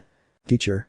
As you may have noticed, some students are missing, and this is because they were transferred to other schools. The murmur of the entire group is heard, so he costs to get their attention due to this. 5 new students were also transferred who will introduce themselves now. Please boys come in. Whispers were heard again due to this event, among them Serena, and the others could hear things like, who will the new students be? Will they be nice or unpleasant? Will they be handsome? Among along etc. Although everyone fell silent the moment the new students walked through the door. Teacher. Could you introduce yourselves? Issei. With pleasure, Professor addresses the group. Nice to meet you, my name is Issei Haidu, and I hope we get along well. Serving Genshiro Placer. Vali Hino. I was forced to take the surname of King. Sererg. My name is Sererg Kinoo. This thing about using another surname is weird. Kiba. And I'm Kibayudo. Hope not to bother. The class began to whisper again, among which new things could be heard like they are very handsome. Kino, isn't that the last name of one of our classmates? Oh great, there weren't that many cute boys and these guys arrive. If they want they can hook up with the whole school. I think I fell in love among other things. Most of the whispers were from the girls in the classroom until the teacher told them to sit down and they happened to sit next to the girls. Issei. At least I have you by my side, Serena whispering. Serena. And the boys are in the same situation as you, whispering while observing how Kiba was next to Mina, Sererg next to Lita, Saji next to Ami, and coincidentally Vali was sitting next to Molly. It's a shame that Ray doesn't study with us, but at least she has Molly next to her. Teacher. Okay, Miss Osaka, then you can show the newcomers around the school. Molly, yes professor. Teacher. Okay, now open your notebooks, class is about to begin.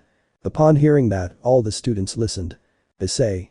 To be honest, I missed school. Here I can have some peace, although I wonder what Gasper is doing.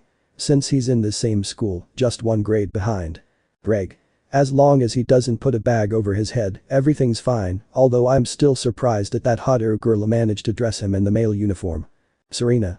Is it my imagination or are all the girls looking at Issei and the others? Saji. Well, I guess I'll do my best to be a good student. Rita. Peace is good, buddy, but don't make anyone fall in love with you, you might make the nerd angry. Ami. I don't know why I feel like Rita just said something about me. Ollie. As long as no one comes near, everything is fine. Albion. Pay due attention Volley. Sererg. Let's see what the schools are like, it will be fun Lita. I wonder what she's thinking. Tiba. This feeling of being watched by girls and boys although the latter are eager to kill me. Mina. They haven't even been here for 5 minutes and they've already caught everyone's attention, but what a good record. And after those thoughts the class started. Meanwhile in one of the first-year classrooms was Gasper, surprisingly wearing a male uniform. Gasper. My name is Gasper Vladi, it's a pleasure to meet you all. Baylor. I'm surprised you're acting calm, boy. At this point you'd be in a corner with girls' clothes and a bag on your head. Gasper. I'm calm because hot air threatened to implant something in me that will give me electric shocks every time I acted shy, that's why I'm forced to wear these clothes and act normal, when what she wants me to do is take this off and run to the bathroom. Baylor. Look on the bright side, this is only in this place, outside you can go in your girl clothes and be as chicken as you want. Gasper. Thank you for your kindness, my friend. Baylor. You're welcome, now go sit down because they told you to sit. Gasper. Why yes, I'm coming. After that Gasper sat at the back of the room and began the class. School. At the previous school where Serena and her friends studied before becoming high school students, Serena's brother was now studying. Who was in the same grade where Serena had started her adventure as a sailor, this because Ami helped him with private classes, making him able to be so good at studying that he could even skip a year. Thus being able to annoy his sister with that subject and start different fights with her whenever he could. At this moment he was observing his new classmates. Sammy. Of all the schools in the country, why mine? Professor. Please introduce yourselves, young students. Milikas. Nice to meet you all, my name is Milikas Gremory, I hope we get along well. Kunu. And mine is Kunu Haidu, it is a pleasure to be your partner. Yes, in front of him were his companions, which took him completely by surprise. Sammy. If it hadn't been for the fact that I decided to check if I had my lunch, I wouldn't have found this letter from Serena, glancing sideways at the letter that was under his table, thus avoiding it being seen. Damn Serena. Letter. Dear Sammy, we didn't tell you during this month that Kunu and Milikas would go to your school, since they are smart enough to be even above you, but to keep them close and watched we decided that they will be in the same grade as you and in the same classroom as you. So make sure they learn a lot and have fun, or else I will beat you to a pulp in the name of the moon. Yours sincerely. Your beautiful sister, Serena. Sammy. Crumples the letter to pieces, this can't get any worse. Kunu. Oh, and I currently reside at Sammy Tsukino's house. All the boys upon hearing that automatically looked at Sammy with a surprising thirst for blood because they had already classified Kunu as a pretty girl and not to be touched, so Sammy could already consider her quiet life at school destroyed. Sammy. Damn hormones, they probably have size, I hope they don't turn out to be a nuisance.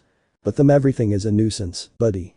Surprised, he turned around but couldn't find the origin of that mysterious deep voice, but he couldn't think about the matter anymore since Milikas and Kunu sat next to him and the class started, so he would think about the matter later. It was a place that he knew about from other people's words, but he never thought about working in a place like that. Surziches.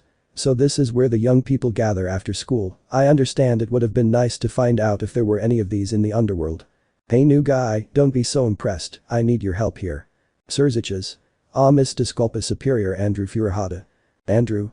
No need for a last name or superior, just call me Andrew like everyone else, now why don't you help me carry these boxes to the warehouse? Surziches.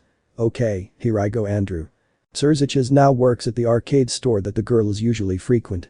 How did it come to this? Well, Haruka had given him a list of things he could work on, which ranged from being a businessman to a racing driver.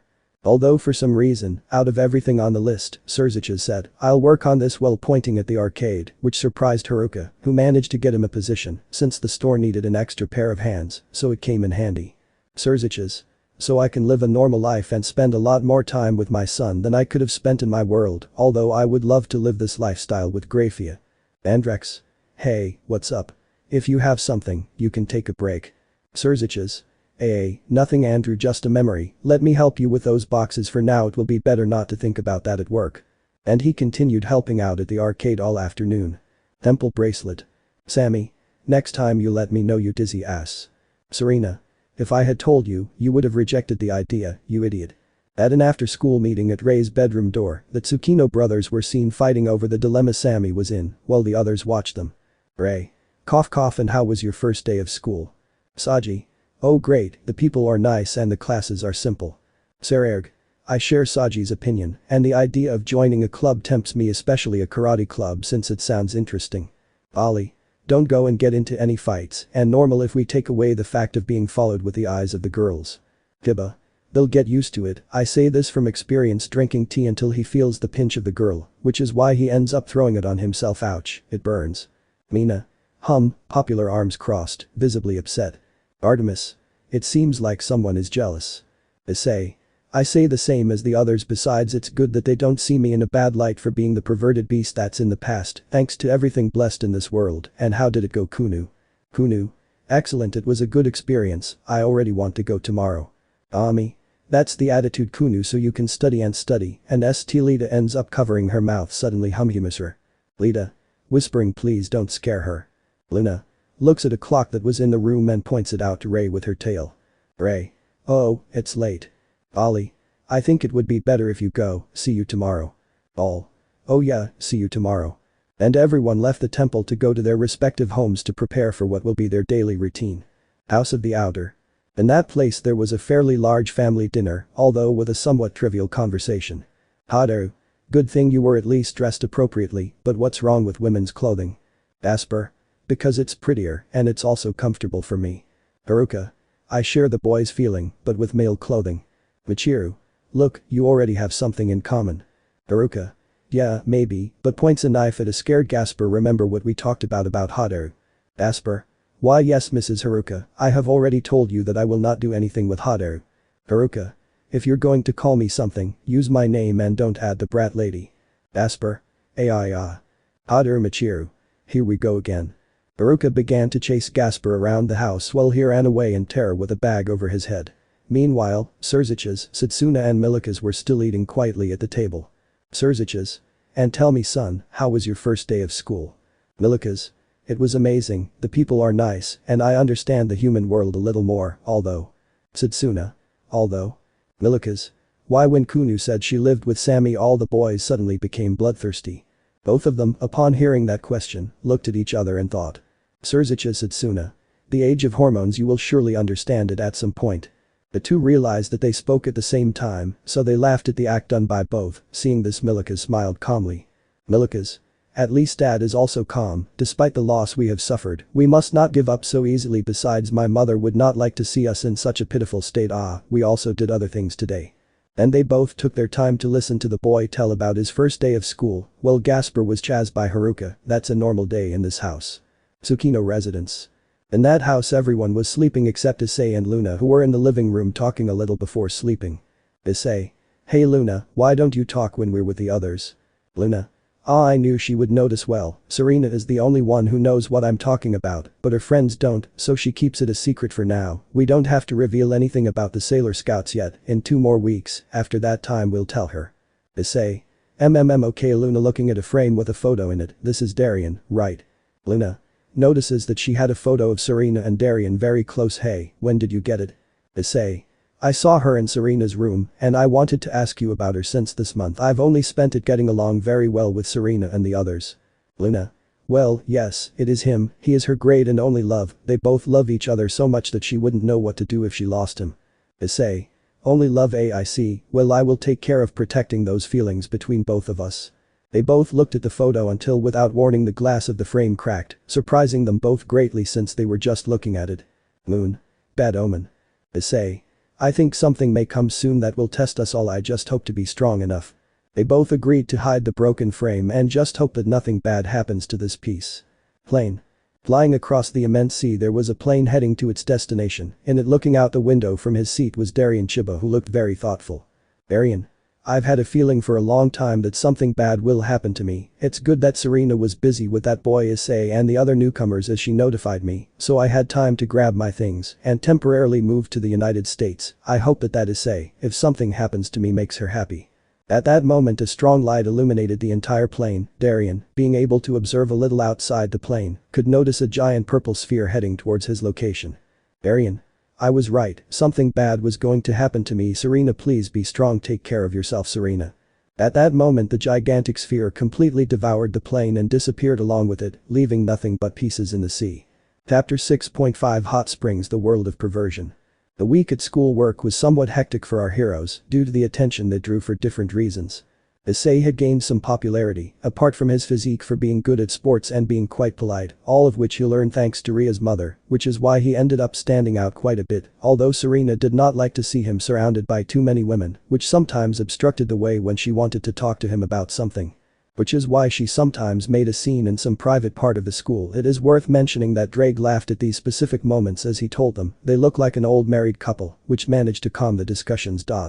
On the part of Saji and Vali, they drew attention for two different things, Saji for his helpful and intelligent attitude, while Vali for his bad boy attitude, and mostly for hiding during lunch when he was chased by a group of girls. It should also be said that Saji joined the student council, which was just forming, and decided to run for council president, while Vali accidentally let go to live in the Hikawa shrine, so the temple began to be visited by more people, quite often something that excited Rei and her grandfather. Also Sarah and Kiba began to stand out not only for their physical appearance and their personality that attracted more than one, but they stood out quite a bit in the clubs they joined, since Sarah decided to join the boxing club after seeing the rest of the clubs, and Kiba joined the kendo club. Where both showed skills that everyone considered superhuman, although of course they had to contain themselves a lot not to go too far. Although Lita was present whenever she could to prevent Sarah from getting out of hand, while Mina sometimes made a scene in private, although in places where they could be seen by people, to Kiba for being surrounded by girls, something that he solved by escaping. Asper was taken as someone handsome but shy and spent more time surrounded by girls than boys, since he found female company more comfortable, since he helped them and understood the boy more, and sometimes he said jokingly that he would like to wear the female uniform, although of course when he said that to Haru, she immediately hit him with a broomstick. Surziches quickly became friends with Andrew, apart from doing his job well, despite the fact that his first days he was somewhat clumsy since he accidentally broke one of the machines when trying to clean it. He also took advantage of the fact that his son began to go there often to play sometimes, although he quickly returned to work every time Andrew watched him playing. Gunu and Milikas had a lot of fun at their school, since they got along with everyone, and by the way became very popular in that short period of time, because they stood out unintentionally in everything, although Sammy had a bit of a bad time, because his classmates had clear intentions of beating him up for having Kunu living with him. But despite that he got a strange habit of spying on his classmates while they changed, and by the way he heard more often that strange voice that he heard in his head. The whole week went by like that until the long-awaited Sunday for many arrived. Why? Well, because they had something special for that day. The Kawa Temple. Everyone. A trip to the hot springs. Everyone had gathered that day since Setsuna had something important to tell them. Setsuna. Well yes, Haruka had given the idea of going to a hot spring and had even decided on a place to go, but today Michiru has a concert and neither she nor I can go, so I thought, what if we leave it to them, and here we are, you will go to the hot springs. Haru. I'll go too since they gave me permission, and these two are coming with me, pointing to Gasper and Milikas, since Mr. Surziches won't come either because he wants to see how Mom Michiru plays. Serena.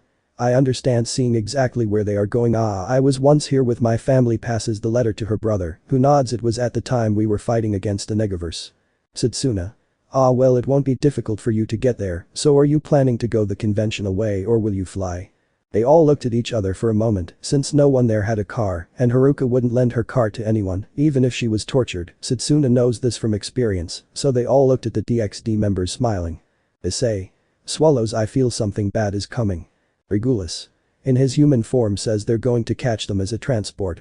Clearly it would be a small adventure which they will go in an unconventional way. Road. Serena. This is great. Sammy. This is not cool. Flying high above the road so that no vehicle could see them, our heroes used their demon wings to reach the resting place.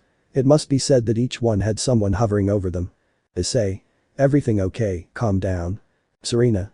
Yeah, this is amazing, holding on tight enough not to fall like everyone else. Sammy. I think I'm going to throw up, holding on tightly to his sister. Ray.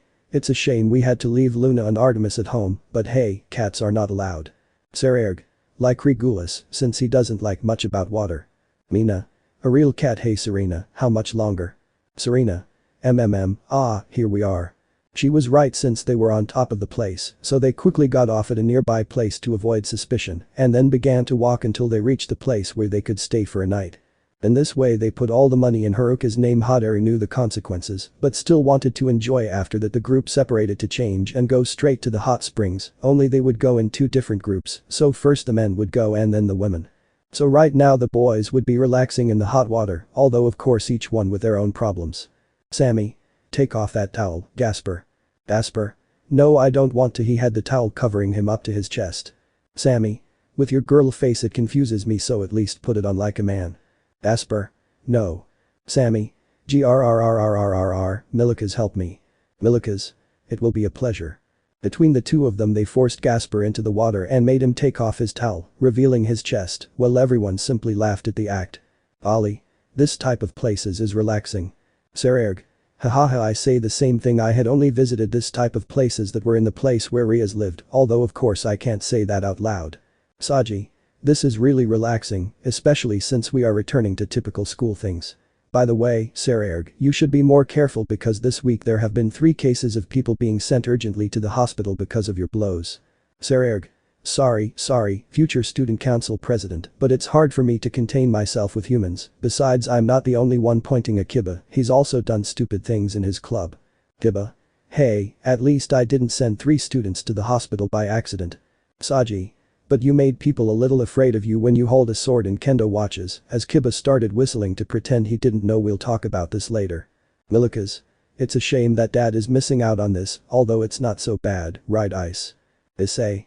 Yes, but a visit to the hot springs is not complete if we do not do what every man should do. Everyone quickly understood what the boy was referring to, all except the minors. Milikas. What thing? Asper. I think they mean. Sammy. What is that? Suddenly Issei takes it from the shoulders. What? Issei. We have to watch the girls while they are on their turn, as men it is our duty to watch them while they bathe just as they came into the world. Just before anyone said a word, Issei raised his hand to continue his speech. Issei. I do this for the good of everyone present, since I don't want you to end up with dubious sexualities like my friends present, pointing at Gasper and Kiba, or some fighting maniacs like these ones here, pointing at Vali and Sererg. So today as men we will do this, we will watch the girls while they bathe. Everyone was silent for a moment until they let out a collective sigh and said in unison. All. It's okay, if that keeps you calm. Sammy. I don't know why, but I'm excited about the idea. Issei. Perfect, calm down, I'll make sure no one gets hurt by this. So Issei quickly gathered them in a circle and began to tell them what his plan was, which surprisingly convinced everyone. Hot springs, girls' turn. When it was the girls' turn, they noticed the boys were a little strange when they came out, but they ignored them and went in to have a relaxing moment, which they were already in the middle of. Lita. Nothing better than relaxing in this kind of places. King. I share that opinion. Ami. I think the same, although there are some of us who behave like little girls. Looks away from the book she was reading to look somewhere else. I would say this when I saw how Mina and Serena looked in surprise at Kunu's wet tail, while Haru looked at her ears. Haru. So you're the yokai of the 9-tailed fox. Kunu. Sure, although well technically my mom was the yokai that best represents her, but I don't want to start crying now. Why yes, besides she was very respected and there were many more yokai. Mina. That's great. Kunu clearly not paying attention to her as she was focused on her tail. How cute she looks. Serena. True, yes, touching Kunu's tail, but since it's wet, I can't tell if it's fluffy. Kunu. Wait until it dries, there you will see that it is fluffy. Mina. By the way, Serena approaches Serena and then, without warning, grabs her breasts. Don't you think they've grown a little? They were all surprised by the sudden act and were even more surprised when she proceeded to massage her friend's breasts, causing her to give a small scream. Serena. Girl, what are you doing? Mina. I read in a magazine that this particular area turns out to attract the attention of many guys, and yours have changed since we met. Lita. Thinking about it, it's true. Approaching them, at least you have a little more than me, but less than Ray. Amy. Offended by that comment, she looks at herself for a moment and embarrassedly returns to the book she was reading. I feel insulted. Ray. Hey comes closer to observe. Well, he's right, although if it's about sizes he does the same thing that Mina was doing, but to Lita, we mustn't forget about you. Lita. Hey don't touch there without permission ah. While they were having their games, Kunu and Hateru would look at each other for a moment and embarrassedly sit next to Ami with their eyes on the ground. Kunu and Hateru. I need to drink more milk. Meanwhile, without realizing it, they were all being watched by some hidden boys who had managed to get in thanks to a magic that Issei had reserved for such a moment, which was to make them all invisible, all thanks to the boss gear which enhanced said magic. While Drake cried in the process, along with Albi and Dot, all the boys were looking surprised and with some of their noses bleeding. Issei. Whispering welcome to heaven boys. Ali. Looking specifically at Rei. Oh hell now I can't imagine her dressed again. Saji. Watching how Ami was sitting outside the pond so he could see her butt. Calm down. Saji thinks about the Bible. Ah, there was no harm, maybe God is dead here too. Sarerg. Watching Rei playing with Lita's breasts. I see, this is why Hayato Issei got quite excited with naked women, now I understand. Kiba. A little blushing at seeing Mina's body. I think it's one of the few times I paid due attention to a girl's body, but Mina is pretty. Issei. Looking at Serena, but then looks away. Respect her, she has a boyfriend. How are you guys?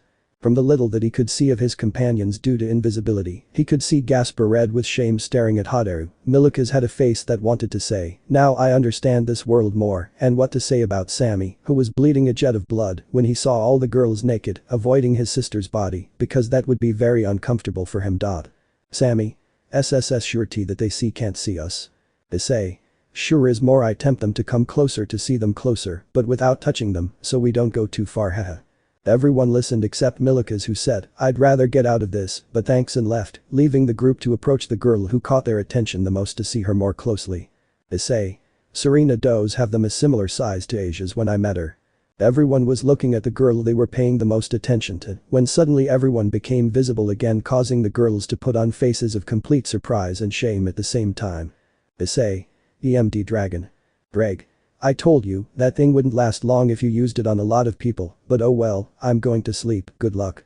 Everyone was in complete silence since the way they were discovered did not favor them. Issei staring at Serena's breasts, while Saji looked from head to toe at Ami's body. Vali was looking at Rei's butt, since it is what he likes most in a girl. Sarerg had raised his hands to scratch himself, but when he was discovered his hands were near Lita, and Kiba was the same as Sarerg, but with Mina. In addition to Gasper looking closely at Hateru and Sammy looking curiously at Kunu, but when everyone was discovered they all reacted. Hateru.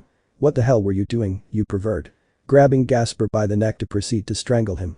Gasper. Forgive me. Hateru trying to breathe. Kiba. Wait, mine is not what it seems. Mina. I never thought you were a pervert, covering herself with great shame, although if you had told me maybe I wouldn't have minded. He. Oh Mina, what things you think I thought that? Well, I took advantage and slapped Kiba several times. Sarerg. Wait, they forced me, being subdued by a key that Lita applied to him. Lita. What do you mean they forced you? You were about to touch me, applying more pressure. Rei. What are you doing looking at my butt? Kicks Vali, causing him to fall into the water. Ali. Staying underwater. If I don't come out, maybe he won't get angry anymore. Ami. Saji faints, having never been in a similar situation. Saji. Amy holds her before she hits herself. I knew this was a bad idea. Who knew? I knew you were a pervert, I knew it from the beginning. On top of Sammy, pointing her right hand at him, about to hit him. Sammy. Oh my god, I was in heaven at one point, but now I think I'm going to hell. Everyone was solving their problems at the moment because of the embarrassing scene, although those who took the longest to react were Serena and Issei, who stared into each other's eyes with faces redder than Surzich's hair. Issei. SSC Serena. Serena. Ice. They were both so nervous that they didn't know what to do next, but Serena tried to take a step back but slipped, causing her to fall. Serena. Issei. Serena. Issei tried to hold her, but they both ended up falling, which made them get the attention of everyone, who would be left with their faces redder than they were a moment ago. The girls. But what? The boys. Demons. How could I not say that, since the way they had fallen made them stay in a position that caused them to be very close to each other and were about to join their lips. Issei. Serena. Ice. Issei. Se. Serena. You're a beast, pervert. That night there was a slap that could be heard even on the moon. Chapter 7. Little date the news. Things were going very calmly, although of course everyone was tense because of what happened at the hot springs, which they didn't say anything about to those who didn't come, since Haruka would kill Gasper and Issei in the process, but they calmed down after another week. Although the tension between Issei and Serena continued since they couldn't even look at each other without turning red when remembering the other's naked body. Although this day things were going to be fixed. Tsukino residence. The tension between the elders of the house was felt even in the air. Issei was in the living room watching television while Serena was on the phone since she was making some calls, which were heard thanks to Issei's hearing. Serena. Someone calling. My friend, could we go out today? T phone, I'm sorry Serena, but today I'm going to visit my dad and Saji is coming with me so I can't. It will be another time with the girls. Serena. Okay, hangs up and calls someone else. Ray, can we go out? Ray T, I'm sorry Serena, but today I'm in charge of the temple and Vali is going to accompany me, so sorry, it will be another time. Serena. I understand. Hangs up and calls the next one. Hello, Lita, are you available? Lita T, not calm since today it's Ererg's turn to cook with Regulus and I have to be prepared to use the fire extinguisher just in case. Serena. Thanks. Hangs up and tries to call her last option girl. Artemis T, Mina went out with Kiba. Since Mina had an audition, Kiba went to support her. I stayed because I knew you would call, but I'm leaving. Bye. Hangs up. Serena. Puts phone back and sighs. What now? Watching the scene from the stairs were Kunu, Sammy and Luna, who had an idea, so they went down and went to the door to put on their shoes. Serena. Hey, where are you going? Sammy. We're going to the temple so Kunu can teach me better there about how yokai do things. Kunu. Yes, and Luna is coming with us to learn more. Luna. If you don't want to stay home, I don't know, go out with Issei. The three. Bye.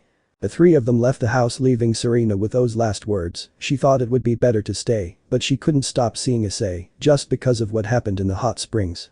Serena. Okay, come on. Serena kicks into the room. Ice. Issei. Why yes, turns off the television since he was watching an adult channel. It's you, what's wrong, Serena? Avoiding looking her in the eyes. Serena. Well, I'm asking you if you'd like to go out with me to where? Anywhere. Issei. Come on Issei, it's time to reconcile. Of course I would love to go out with you. Serena. Really perfect, I'll go change, wait for me. Serena would go to her room to change while Issei gets up and takes the phone and begins to dial a number. Issei. Someone answers. Hello, are you there Tenu? Haruka T, I already told you to just call me Haruka, besides what do you need? I'm playing Twister with Michiru if you know what I mean. Issei. It wasn't necessary to know that information, but I keep the mental image. Hey, I'd like to see if you can investigate where Darien is. Haruka T, to Chiba. And why is that? Issei. You see, since we arrived he hasn't met with Serena, they have only spoken on the phone. By the way, the first and only time we spoke he told me that if something happens to him, I must protect Serena and make her happy instead. Haruka T, I'll investigate later, but you'll have the answer tonight because getting information for me is child's play. Issei. Thank you very much Haruka, good luck. Haruka T, yeah, see you. Hangs up. Issei. Puts the phone back in place. I think I'll have to change too. After they both changed, they left the house and began walking around the city to have a friend's night out. Park. The friends' outing went very well since the moment they stepped into the mall. The tension was slowly changing for fun and joy since they went from store to store talking about different things. They talked about any topic that came to mind and in the process they ate ice cream, which they enjoyed a lot, although Issei choked when he saw that Serena dropped the ice cream in a trash can. Serena simply told him instant karma and they shared the ice cream without any shame. After all that they decided to walk to the park that was nearby. Upon arrival they basically continued with the same thing, chatting when they saw some kind of show for children in the place. Issei. Wow, it's a Power Ranger style show. Serena. It looks fun, although normally these are seen in an amusement park. It's because a street group. They both turned to see who was speaking to them. It was Serena's best friend, Molly Osaka. Serena. Molly, how are you? What are you doing here? Molly. Well, I was just passing by with the people you know, the ones from my store. Serena. Oh yeah, referring to Serafol and Cao Cao, and where are they? Molly. Oh, there they are, pointing to the two monster costumes that they couldn't see their faces because they were carrying them. What happened is that two of the actors got injured and they both volunteered to say we replaced them, and there they are. He. Issei. I see, but what good workers you have, Osaka. Molly. Huh. It's you, Hayato. I hadn't noticed you were here. Just tell me, Molly. She sees how they were very close together, which is why she gives them a mischievous smile. Wow, Serena, you didn't tell me that Hayato was your boyfriend. Both of them, upon hearing this, turned as red as tomatoes and began to try to tell him that it was a misunderstanding. Molly. Ha, calm down now, sorry, but it's just that they give that feeling when they're very close together. Greg. Oh, he already found out, buddy. Issei. You shut up ahahaha if you misunderstood Molly. Serena. Yes yes oh look at the time looking at her wrist where there was nothing we have to go, say hello to them later bye. Serena took Issei by the hand and they both ran away leaving Molly with a smile on her face. Molly. But how shy hears the applause and turns to find Serafal and Cow Cow in the maskets which proceed to take off the monsters' heads. How are you? Cow Cow. Well, I would have liked to play the role of the hero, but being the monster didn't seem bad to me. Serafal. I don't know why, but I would have loved to play a magical girl instead of a cruel monster. Molly. Okay, next time. By the way, there are a couple of friends that I will introduce you to later pointing to Issei and Serena who were already a bit far away. Serafal. Wow, it's a couple how strange, I feel like I've seen that brown-haired boy somewhere. Cow Cow. I hope everything goes well for you I don't know, but I feel like fighting with that boy, could it have something to do with my lost memory? While the trio stood watching the couple, Issei and Serena continued running hand in hand as they were very embarrassed. Serena. Why do I get nervous? If Issei is just a friend, Darien is the love of my life right? Issei. Come on, you must respect her, besides I still can't forget the memory of the girls. Greg. Size teenage problems. Unfortunately, due to not paying calm attention, she ended up tripping, but just when she was about to hit the ground, Issei managed to hold her in time, preventing her from falling, although their faces were very close. The silence was so much that they both heard the beating of their own hearts. Serena. Don't be nervous, he just helped me, but why is my heart beating so fast? Issei. I just helped her, I shouldn't get so nervous, but why do I feel like I'm having a date with one of my loved ones? Greg. I don't want to be the one to say kiss her buddy. Issei. Shut up are you okay? Serena. Oh, yes, thank you. They both stood up although Serena grimaced causing Issei to look at her feet. Issei. Did something happen to you? Serena. I think I sprained my ankle, it hurts a little, but it's nothing huh? Without warning, Issei carried Serena on his back and started walking, she was very nervous because of this, so she asked him. Serena. Why did you do this? Issei. I can't let you walk like this Serene, so I will carry you until I return home. It is my duty as your friend and protector since I promised you when we met, right? Serena. Lays back and closes her eyes okay, so you wouldn't mind if I took a nap? Issei. Not even a bit, get some sleep since you must be tired. Serena. If you say so the truth is nice and makes me feel something I wanted not to feel with any other boy other than Darien falls asleep. So Issei carried Serena towards home as the sun set on the horizon. Tsukino residence. Night had fallen by the time they arrived, Issei had to prepare dinner and after that Serena went to sleep after taking a bath. Although in the living room were Issei in a meeting with Sammy, Kunu and Luna who were looking impatiently at the security. Kunu. What's going on? Sammy. Yeah, I'm sleepy after bothering Volley all day. Luna. Although I discovered many things talking to Albion, what's happening? Issei. You see, you know that Darien hasn't made any appearance since we arrived, sees how everyone nods I ask Haruka to look for traces of him and starts to receive a call it's her, I'll put the speaker on, is Serena asleep right? Luna. Yes, after taking a bath and eating a cake, she will be more than asleep unless we make a lot of noise. Issei. Good answers the phone that she received from the outer when they entered the institute and put it on speaker I hear you Haruka, I also have the speaker on since Kunu, Sammy and Luna will be aware. Haruka T, thank goodness since I let everyone know about this, I'll start from the beginning. Sammy. There's no way you start at the end whispering but still gets hit by Kunu ouch. Haruka T, I was able to find out that Chiba started moving the moment you guys arrived, as it seems that he was planning to go to the United States. Reasons. I don't know, but his plane took off 2 weeks ago, but something happened that the airline hasn't notified the world yet. Kunu. I don't like where this is going. Haruka T, and you won't like to know the conclusion. Issei. What happened Haruka?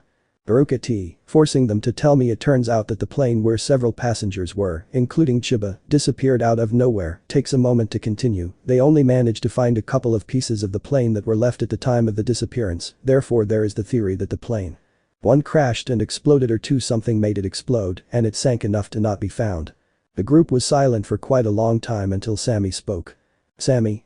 Long story short Darien is dead. Haruka T, I'm afraid so, since there is no trace of anyone surviving whatever happened on that flight. Luna. Haruka did you do? Haruka T, I forced them to not mention the name Darien Chiba on the list of the deceased when they revealed the news, so the hot eye won't find out for now. Issei. You did well Haruka, for now it will be better to tell the others and not say a word about this, thanks for the information Haruka. Aruka T, hey, this includes Candy Head, of course I'm going to help. Now I have to hang up because I have a race tomorrow. Issei. Yes, it's okay, thank you very much. Hangs up. If Serena finds out about this, I don't think she can bear it. Luna.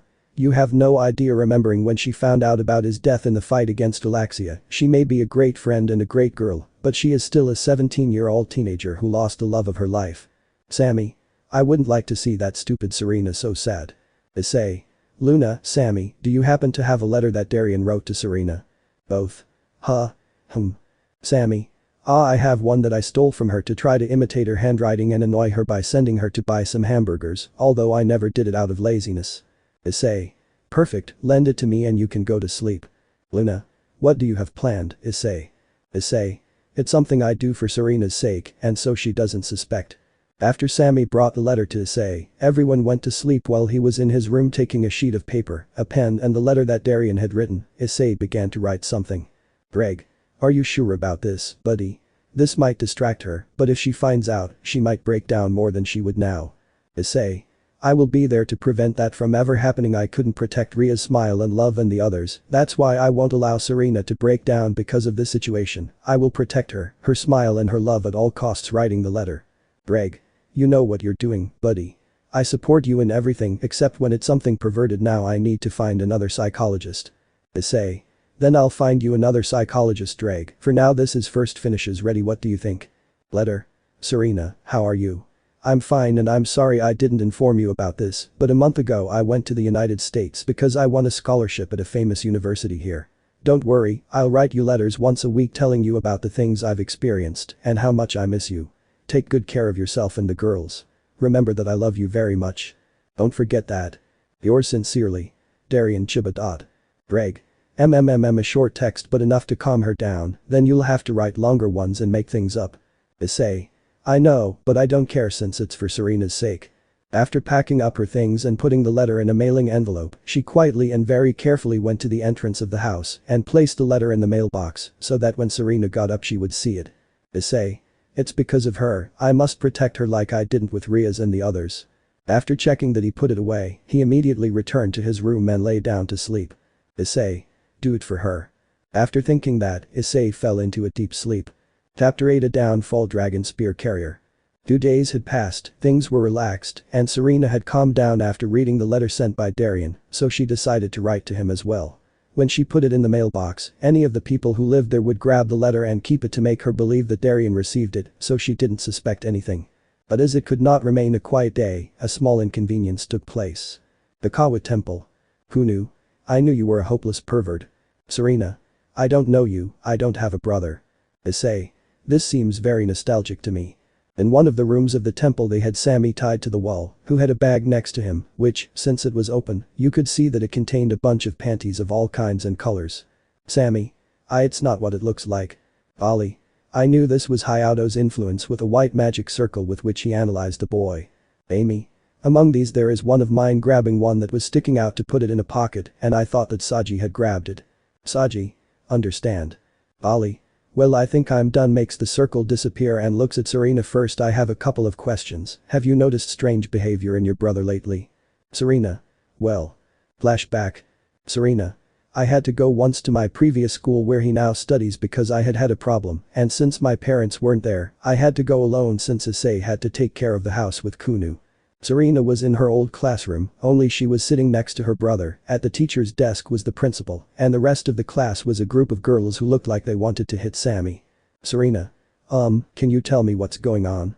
Director. Vera, Miss Tsukino, you were called because your brother was found spying on the school's kendo club, which are all women. Serena looked at her brother with a surprised face, who had covered his face with his hands, red with shame. Serena. Is this your only incident? Director. It's also because it was discovered that he took photos of the girls in gym class when they were doing exercises. Showing the photos, in addition to finding out that he also took them in the locker room. I can't show the photos since the evidence was destroyed by the girls, pointing to the female group present. Serena. I understand, and what will happen? Director. Well, we can't expel your brother since he's one of the best in the class, but we can't let this happen for something that girl gets up. You'll have to clean our kendo club room from here until the end of the school year, apart from helping us with our homework and promising not to do it again. Serena. Okay, sorry for the inconvenience, Mr. Director and girls. After that everyone left while Serena strongly scolded her brother. End of flashback. Ollie. I see, and by the way, he was stealing panties looking at the bag, whose panties are these? Sammy. A couple of Amy's and others of Kunu, plus one of Mina. The aforementioned turned red as tomatoes at the same time that Mina tried to go hit him, but was stopped by Kiba and Kunu was going the same way, but Milikas prevented the murder. Lita. Well, it's strange that he's a hopeless pervert now. Ollie. Well actually I have the answer gets everyone's attention. The first one was Hayato's influence which I wouldn't rule out. Issei. Oya. Ollie. Odos, Fafnir. The DXD members understood instantly except the girls except Serena who had already been explained. Serena. The dragon that you say Sammy has inside. Ollie. Exactly unties him so he can stand up. Okay boy, I'll need you to extend your hand and imagine the most powerful person you can think of, since surely if I ask him if he heard voices he'll answer yes. Sammy. Okay. Does as indicated and imagines the strongest person yeah right, Sailor Moon, although I haven't seen much, she's stronger than anyone. After doing what he said, suddenly a spear of light appeared in front of him, which began to wrap around his right arm until a gauntlet appeared like the one Issei has, except the differences were that it was golden in color and had purple gems. Sammy. But what? Ollie. Just as I thought Downfall Dragon Spear was an artificial sacred gear created by Azazel, the former leader of Grigori. It has inside it one of the Dragon Kings, Gigantus Dragon Fafnir, that would explain why he now steals panties. Fafnir loves them. Amy. It's amazing touching the gauntlet, it's amazing. Michiru. Wait, according to what Surziches once explained to us, the sacred gears were sacred armaments created by God for humans. How is that artificial? Surziches. You see, Azazel was a scholar when it came to sacred gears, so he decided to make his own sacred gears in case something happened, although wasn't Fafnir supposed to be free? Issei. It's true we never told you, you see after the death of takes a breath to say it after Asia's death, Fafnir became unstable since he couldn't differentiate between friend and enemy, so Azazel sacrificed himself to turn him into a sacred gear. Serena. That Asia was clearly a person loved by Issei just like that Azazel takes her by the hand so she can see her. Issei. I think I worried her. Sorry coughs a little to continue well back to the topic, now that Sammy has Fafnir let's try to talk to him. Rita. Don't even try calling everyone's attention through Saji's hand. He is still in a state of hypersleep, so to speak, the only way to wake him up is for his user to become strong. Everyone looked at each other somewhat worried about the make it strong thing, so Setsuna spoke. Setsuna. Is the presence of that Fafnir necessary? Sarog. Well. Issei. We can't leave him in that state, besides the sacred gear reacts to the emotions of its user, puts a hand on Sammy's shoulder, it's not that I don't trust you, but you must train yourself to control your emotions to avoid any problems. Kiba. Yes, since the carriers of sacred gears in our world being humans do not live a pleasant life. Sammy gulped at that, nodding without a choice. Saji. Okay, now this must have some ability. Just like the Bastard gear multiplies power and the Divine Divide has the power to steal and give it to its user, what would be Fafnir's? Everyone began to have that doubt until the dragons through the sacred gears spoke. Regulus did not speak since he was outside talking to Luna and Artemis. Greg. Fafnir was known for his immense power even among the Dragon Kings, apart from the few times we've seen him and what I remember. Albion. Aside from taking his treasures out of his mouth, he was known for having an aura capable of facing any opponent. Rita. If you remember the first fight we had against Grendel, his aura was capable of rivaling that of that evil dragon, and said aura was capable of being molded in different ways. Sererg. Basically you have to train him to see what comes out. Haruka. Then what will they do? Issei. I think I'll train him like old Tannen did with me. Everyone looked at Issei in surprise when he made that decision and he cleared his mind. Issei. A good training should be enough for him to know his sacred gear better or even try to get along with Fafnir, it will also be good for him to know himself. Greg. What you want is for someone to live the same life you lived with Tannen. Issei. Shut up but I'll need at least a month to instruct him as much as possible. Sererg. If so, I'll go with you calling everyone's attention. I can teach him how to use Toki, there may not be any threats, but with us, it's better not to let your guard down. Ollie. Then I can take care of magic education. Saji. And I explained a lot of things to him about other important topics. Everyone watched as Sammy's 4 future teachers tried to slowly tiptoe out the door, but was stopped by Haruka's hair. Haruka. Oh no, you need to control yourself so good luck. He raises it and then throws it toward Sererg who catches it. Sammy. Haha I don't think it's bad right? Issei. Yes, nothing bad, smiles with his companions in a macabre way. Sammy. Serena, help me. Serena. Whistling, I don't have a brother, although being with Kunu for a month doesn't sound bad, but it seems like they will be missed. By the way, when will you leave? Issei. The sooner the better, since that way we'll avoid any problems. Besides, since we're going to the mountains, we won't need anything other than the things that nature gives us. Serena. Okay, but at least you'll keep an eye on him, right? Issei. Okay, let's be compassionate. Serziches. I will not participate because I have work and I must announce your absence. Giba. I'll take care of that last part, since I don't think I'll teach him many things, so it's better if you guys do it. Kunu. For obvious reasons I won't go, I have to stay at school and cover her departure. Milikas. Gasper. We will go. Everyone looked at the duo, which made them a little nervous. Gasper. Well, I think it would be good for me to train a little. Milikas. Also, sending him alone without training partners would be very risky, I mean he's a normal human. Issei. Wipes away a fake tear. Beautiful camaraderie. I wish I had friends like that when old Tannen trained me. Then it's decided, let's train. Everyone went outside, and taking advantage of the fact that there was no one there since it was quite late, those who were leaving took out their wings, while Issei grabbed Sammy, as if he were a sack of potatoes. Amy. Don't go overboard with the Saji. Saji. Don't worry, and tell the people on the council that I'll be absent, but of course I'll be watching. Of course I won't go overboard with the boy. He stole your panties, so I can't promise that. With his fingers crossed hidden behind him. Lita. After you teach him about that Toki, you will teach it to me. Sererg. Of course, it would be fair since you taught me quite a few useful things. Ray. Don't go too far and finish early, because I will miss the conversations with Albion. Albion. Hahaha, me too, Miss Ray. Ollie. Albion, shut up. Haru. Be careful, Gasper, I can't imagine you surviving on a mountain alone. Gasper. Thanks for the support. Haru with a drop of sweat on his head. Serziches. Take care, son. Milikas. I know, calm down. Setsuna. Don't overdo it and take a break if necessary, in addition to taking care of each other. Milikas. Yes, ma'am. Covers her mouth. It almost comes out. I have to be careful, because I already like Setsuna a lot. As a mother I shouldn't ruin it by rushing things, since my dad is slow when it comes to feelings. Yes, Miss Setsuna. Issei. Don't worry, I'll bring him back in one piece and take good care of Kunu while I'm gone, although I'll take a break so I can bring him the letters at the end of the week. Serena.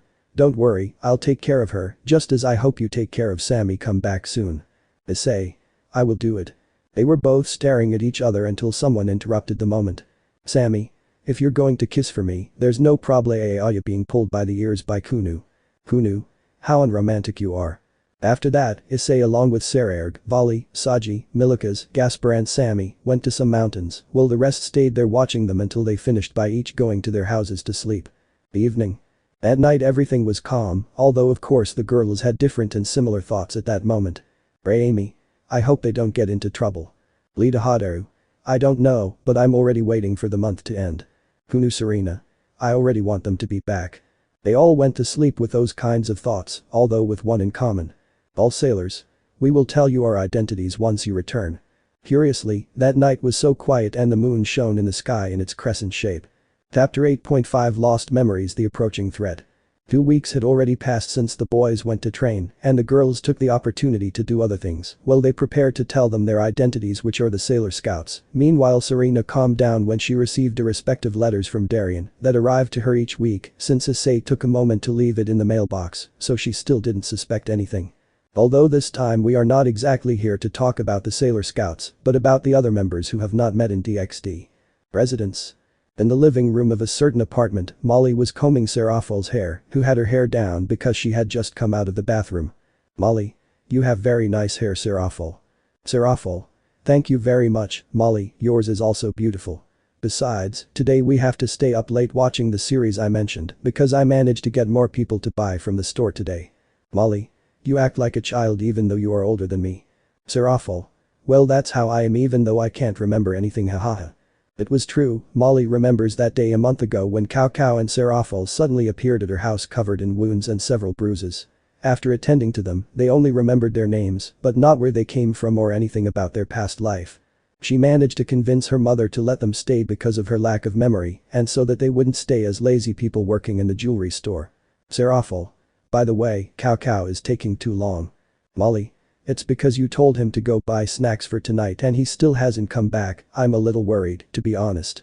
Serafal. Don't worry, I may not know him very well, but I'm sure he's a tough nut to crack. Molly. You're right.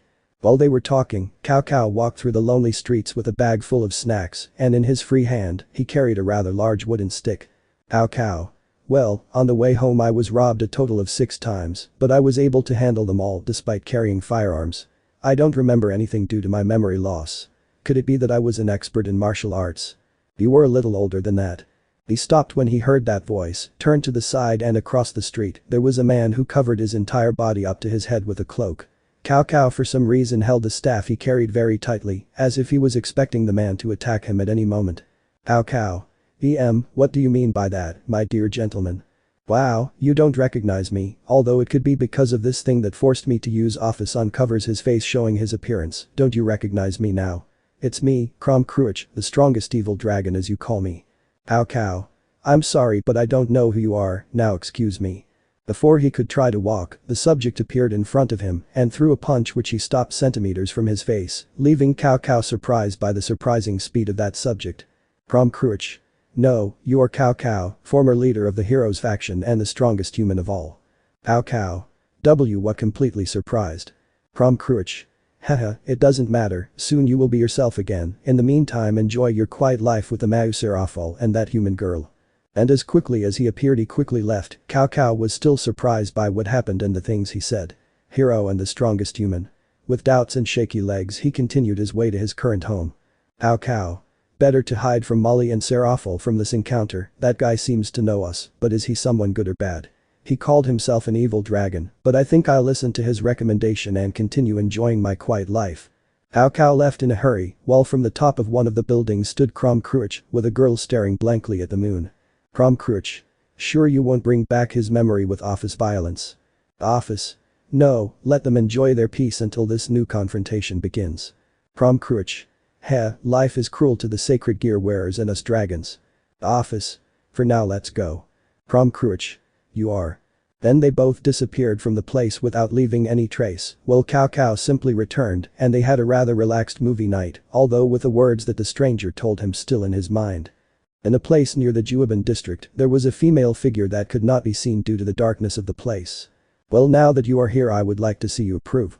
From his hand he made a magic circle appear which he passed to the ground, and from this circle, black shapeless figures began to emerge. Wait a whole month gathering energy to be able to fight, your mission is to test the Sailor Scouts and the few remaining members of DXD, understood? The shadows dispersed, leaving the female figure in place, who disappeared into the deep darkness of the night. Chapter 9 Difference between heaven and earth to the shadows. The whole month had already passed without any news from the boys or Sammy's training, although Issei left the corresponding letter at the beginning of each week so that Serena would not suspect what had happened with Darien. While Serziches helped out at the Outer's house cleaning or learning other things, Kunu became more and more popular at her school without wanting to, just like what was happening with Kiba. But not everything could continue so calmly. Tsukino residence. In the living room of said residence was Serena with Luna and Kunu having a quiet afternoon eating desserts and watching television. Serena. It's been a month so they should be back today. Kunu. I wonder what changes Sammy has had. Luna. Oh come on, I don't think that having that sacred gear means that he will be someone amazing. Kunu. It all depends. Luna eating a couple of strawberries until she notices that the program they were watching was cut off to make way for a newscast. Hey. Serena. Oh, that's weird. I wonder what happened. News. We interrupt the regular programming to give a report since apparently there are a total of 5 objects recognized as unidentified flying objects that are attacking the city. Here is the report. Next, they began to show a video of the blessed objects, which from the girl's perspective, seemed like some kind of humanoid, which destroyed some cars or stores by shooting, something that worried Serena tremendously. Serena. What's going on? Kunu. It's an attack, no doubt about it. Puts the strawberries aside. I have to go out and fight. Luna. Wait Kunu, how about fight? Kunu. It may not seem like it, but I'm good at it, and surely Mr. Kiba and Mr. Serziches have also seen this news. Serena. Okay, I have to go there to stop this threat. Kunu, I remembered that I have to do some things, I'll be right back. Not bored. Serena. Don't follow her. Kunu. Hearing a voice. Let me go, in the meantime come where I am, I will release some of my power so you can feel it. Kunu. I don't know who you are, although your voice is familiar to me. Okay, I'll do it. Kunu had to listen to the familiar voice, so she stayed there. While Serena ran towards the place where the attack apparently was, she quickly contacted her companions through her communicators, and after finishing warning them, she continued running to get to the place as soon as possible. Area under attack. The place was complete chaos as people were attacked by those things they didn't even know what they were. Among those people was Molly, accompanied by Cao Cao and Serafal, who were hiding watching the situation. Cao Cao. This is total chaos, although why am I so relaxed? Molly. This is terrible, I think I'm really scared. Serafal. Don't worry, we are here to protect you. Why do I talk as if this is an everyday occurrence? While hiding in one of the stores that were there, they managed to see how one of those things walked looking for people, so they could deduce that they were able to see it in better detail. Serafal. Cao Cao. Because it looks so familiar to me. Molly. Shhh, don't make too much noise. Starts walking right towards where they are. Serafal. Did he discover us? Molly. Oh no. Just when I was a few meters from the store. Sailor Jupiter. Centella Relampaginte to Jupiter. Sailor Venus. Chain of love of Venus. The kind of heart-shaped chains completely immobilized the subject, and then he was hit by a sphere containing rays that managed to send him back and crashing into the ground. Cao Cao. What was that? Molly. Son La Sailor Scouts. Serafal. La Sailor Scouts. Then appearing at the place where the 5 Sailor Scouts already gathered and being led. Sailor Moon. Okay, it's time to suddenly Ray puts her hand on her mouth, which bothers her, and she moves it away, and why was that? Sailor Mars. I think that with these enemies we can't say our speeches. Observes how the one they attack gets up with some difficulty and looks at the sailors this time. I think we have to be serious. Sailor Mercury. Bringing up her visor with which she quickly analyzes her opponent, does not show any signs of life, which is why they are armors directed by someone from a distance surely. Sailor Jupiter. Then there is no need to hold back. The armor forcefully shattered the chains and made a hand movement, which caused the other 3 remaining armors to appear. This made the girls stay on guard, so they threw themselves to attack them. Sailor Venus. Dodge and counterattack. They all managed to dodge and grab onto an enemy each, except Sailor Moon, who had to team up with Sailor Mars to fight, so the battle began. Sailor Mercury. Mercury's aquatic rhapsody fires her best attack, but it barely manages to knock down the armor, which quickly gets up and counterattacks with a large number of blows that luckily it dodges. It's very fast and resistant. Sailor Jupiter. If it's about resistance, then I'll take him down with my power. Jupiter's oak leaf attack. The attack managed to hit the armor he was fighting with, stunning it. Now take this Jupiter's lightning bolt. He threw the ball that was deflected by the armor after recovering, causing it to destroy several cars where it fell. Damn. The fight that each one had was complicated due to the resistance and power of their opponents. While observing them from a tall building were Kiba, Serziches, Kunu and the newly found office in Krom Kruich, the latter being ignoring the fight. Kiba. Who are those girls? Serziches. They have decent power, they aspire to defeat a middle-class demon at most. Kunu. Yes, although I'm worried that I don't know where Serena is. It's true, we already have Fizz with us looking at office, but why did you tell me to come? Office. We just have to observe. Returning to the fight, the girls seemed to have the situation under control, but everything changed when the last missing armor appeared. Although on one arm, which was the only one she had, she was carrying an unconscious Sailor Uranus, Sailor Neptune, Sailor Pluto and Sailor Saturn, leaving everyone surprised. Sailor Venus. It can't be due to her carelessness. The armor took her chains and pulled her towards him to be received by a punch that left her lying on the ground, since it was powerful. Sailor Mars. He alone easily defeated Neptune, Uranus, Pluto and Saturn. The armor he was fighting against took the opportunity to punch him in the stomach and then kicked him in the right arm, causing the arm to break. Sailor Jupiter. Mars. Her opponent took the opportunity to grab her by the neck and slammed her into the ground with force, finishing with a foot on her head. Sailor Moon. Girls. Armor.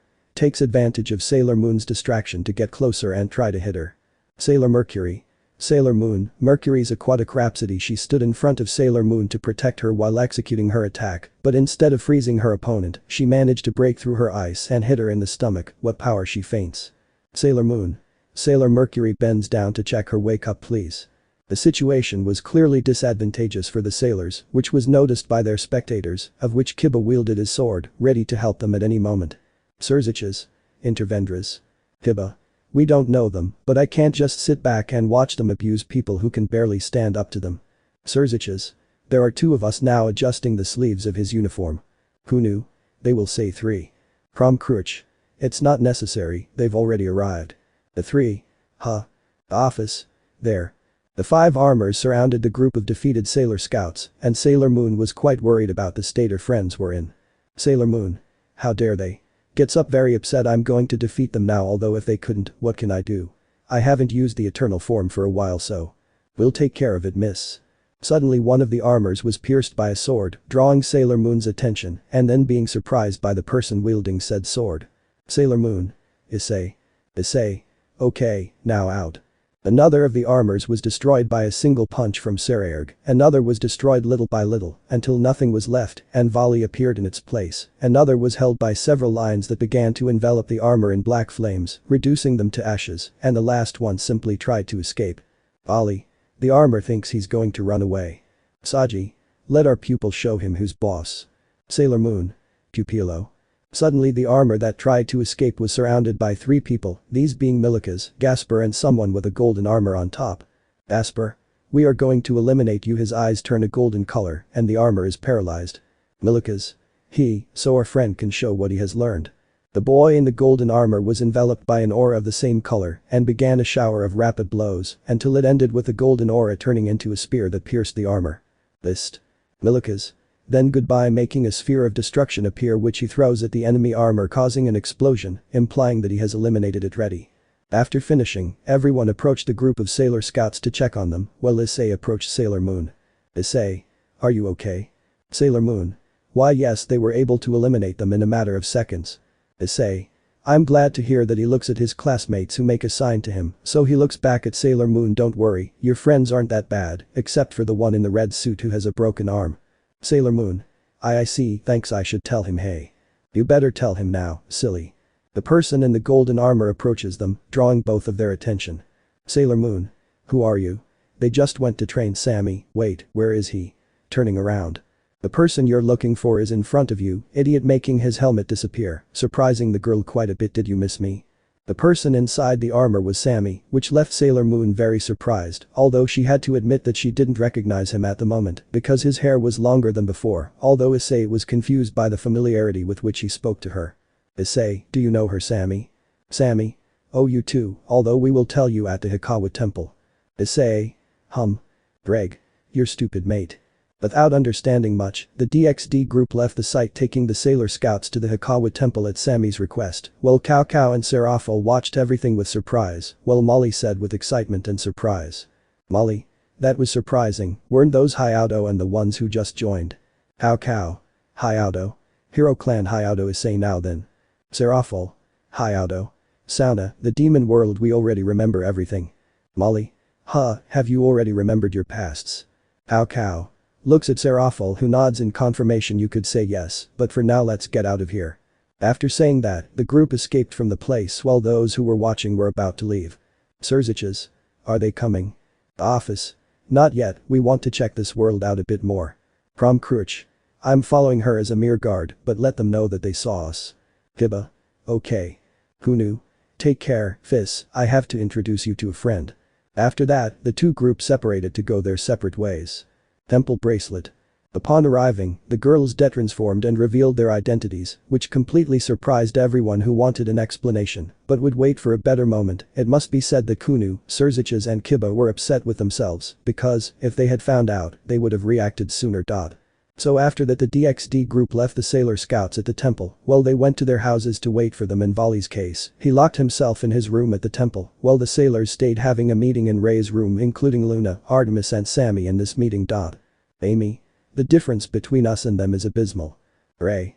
I hate to admit it, but it's true, while they beat us up showing her bandaged and immobile arm, they defeated them in less time. Lita. By the way, how were you defeated? Looking at the group of outer. Haruka. Surziches had just left, and just then one of those armors appeared by surprise when we were going there. It beat us up, and we were barely able to tear off one of its arms. Serena. Could there be another enemy? None of them liked that possibility. Another enemy? Yes, Galaxia was a nightmare. This new enemy could be hell. The advisor cats didn't know what to say, while Serena's brother didn't say anything either, so the meeting ended there, leaving everyone pensive and each one going to their house. On the way home, Serena spoke curiously to her brother. Serena. Did you successfully complete your training? Sammy. What you saw is clearly a sign that it was successful. Suddenly from his right arm appears the golden gauntlet and the gem begins to shine. Oh no. Don't believe him, girl, he achieved the balance breaker through the object that is on his arm. Serena. Huh. The gem spoke. Luna. It's like what happens with Drag, so you must be Fafnir, and what is this balance breaker? Fafnir? As you said, I am Fafnir, one of the 5 dragon kings, and a balance breaker is a state of the sacred gear that is reached thanks to a feeling taken to the limit by the user, be it happiness, anger, sadness or excitement. Serena. I see. Looks at a kind of bracelet on her arm, is that how she achieved that state? Fafnir. Yes, it was made by that volley boy during my partner's training. He managed to wake me up and use me correctly, but he still needs to awaken the balance breaker. In short, your brother is decent, but does not reach the ability of my previous 2 carriers. Serena. Thanks for the explanation. Well, when we get back I'll have to explain this well to Ice. All 3. Clearly deserves it, clearly deserves it. Serena gave them a dirty look and they continued their walk home as it was a tiring day and they had to prepare for anything that might happen. City. In one of the many alleys of the city, a young girl with pink hair and a school uniform suddenly appeared, looking everywhere and then sighing with relief. Okay, I'm here, now it's time to look for the girls. Without expecting it, she began to feel the air hitting her violently and then she looked behind her. Because wherever she looked there was a girl identical to her, the only thing that differentiated them were their clothes. Perfect, now it's time to look for mom and dad. Looks at the girl identical to her, but who? Hey, I don't know who you are, but I have a feeling we're looking for the same thing, making a heart-shaped brooch appear. If so, I think it would be a good idea for us to talk first before starting a fight, showing his left arm to make a red gauntlet with green gems appear. They stared at each other for a long time, and the last thing that would be heard in the place would be by the power of the pink crystal, transformation and boosted gear scale mail, implying that something big had started in that place. Chapter 10 Pink Confrontation Pink Security vs Pink Princess. A day had passed since what happened with the attack of those armors, in addition to finding out that the girls were the Sailor Scouts, for which they felt a little upset at first, but ended up understanding their reasons a little. That day everyone talked and explained their story. In turn Serena and Issei went shopping, while Serena told her beginnings as Sailor Moon until her final battle against Sailor Galaxia. Streets. Walking through the streets of the district were Serena and Issei, who were carrying several bags for that night's dinner. No one met them because Luna and Artemis were accompanying Sammy, Kunu and Milikas to the arcades. Ami and Saji went to the library. Ray stayed to take care of the temple while Vali went to investigate this event. Lita and Sarerg were cleaning the house. Mina went to an audition and Liba accompanied her. Hader forced Gasper to go shopping for men's clothes. Haruka, Michiru, Satsuna and Surziches began to investigate about the event of the previous day. While Office and Krom Kruich went off to do other things. So they were completely alone walking through the streets. Serena. We've got everything ready, so how about we go get some drinks? I wonder what she'll think of everything I told her. Issei. It's okay, a good rest doesn't hurt anyone, it's one more great story for someone like her. They both stopped at the park to have a drink while they rested before heading back home. Issei. Oh well, and how are things? Serena. Well, calm down, and I'd like you to stay that way. Issei. Sighs. Well, I would also like it to stay that way, but a confrontation may be inevitable, although don't worry, if something happens, I will protect you just as I swore the day we met. Serena. Turns red because of the comment. Thank you for your sincerity, Ice, but remember that I will also protect you if something happens, for a reason I am Sailor Moon and future Queen of Crystal Tokyo. Issei. He of course, then we will protect each other, also blushing at the comment. The atmosphere had relaxed when those words were exchanged, and without realizing it, they were holding hands and staring at each other, but before anything could happen, there was an explosion a few meters from where they were, so they threw themselves to the ground, avoiding the enormous cloud of smoke. Issei. Serena, are you okay? Serena. Yes, but what was that? After the smoke cleared, in front of them were 2 people staring at each other. One of them had a pink sailor suit while the other was wearing red armor. The girl in the sailor suit caught Serena's attention while the one in armor caught Issei's attention. Serena. No way, is that Rini? Issei. Rini. That armor is my scale male, but adapted to the female body, what does this mean? Greg. Don't worry mate, I'm on it, I'll try to see who it is. Serena. Yes, Rini is my daughter from the future with Darien, but she looks more grown up than the last time I saw her. Meanwhile, both girls looked at each other without making any movement. Rini, I don't plan on losing to you. There are 2 of us now, I'm not going to let you come and take away my Neo Sailor Moon future. Neo Sailor Moon, I say the same to you, what was your name? Hits his head. Idiot, I won't tell you my name, but you can call me Ray. Neo SM. Alright Ray, get ready. Takes out his lunar scepter and points it at his opponent. Multiple pink hearts, shoot. Neo Sailor Moon did a spin while summoning several pink hearts which went to where Ray was. Ray. Alright boss, ready draconic shot. From his left arm he fired a green sphere that collided with the pile of hearts, causing a collision that ended in an explosion, causing a large amount of dust to cloud the vision of Issei and Serena, who when they looked again were not there. Issei. They disappeared. Serena. We have to find them. Serena quickly warned the others of this problem, and together with Issei they hid to transform, especially Serena, who transformed into Sailor Moon and quickly went to chase this pair who were fighting. The confrontation took place through the buildings of the city. Ray threw several punches at Neo Sailor Moon, who dodged each attack with very good agility, and then taking advantage of a carelessness she jumped and counterattacked her from the air. Neo SM. Sweet pink heart, attack. Ray began to receive a shower of hearts that came with great power, which she had to defend herself by placing her arms in an X shape. Surprisingly, after the attack, Ray appeared in front of Neo Sailor Moon, and while bost sounded every second, she gave her a punch that sent Neo Sailor Moon crashing to the ground. Neo SM. Cough ends up spitting some blood which leaves her surprised. Oh, I haven't felt so much pain since the battle against the Dead Moon Circus, getting up with complications, and you'll see notices that everyone is watching her. I have to leave so as not to include the innocent. Ray. Don't worry, arriving in front of him, I'll make sure the innocents leave. Points his left arm to the ground and shoots a small green sphere, powerful enough to raise a large cloud of smoke that began to make people leave the place. Shall we continue? Neo SM. Pink meteor shower. Placing her hands on Ray's stomach, she began to shoot several pink spheres that surprised Ray, who, apart from receiving the damage, flew very far away until she crashed in a nearby park. Ray. Realizing that the part where he attacked her was completely destroyed. Did it damage my scale mail? That's surprising, don't you think, my friend? It's unwise to let him hit you, keep fighting. Neo SM. Arrives in front of her. Okay, shall we continue? Ray. Of course, copy. I'm getting excited. Getting up as the destroyed part regenerates. Well, this time I will fight seriously and consider that a privilege, since the only ones who have made me go seriously in your category are my mother's sailors. Neo SM. Mother. You perhaps. Stop this fight. They both turned towards where the voice that stopped them was heard. There present was the group of Sailor Scouts and the members of DXD, those who were there who wore masks on, so they would not be recognized. Sailor Moon.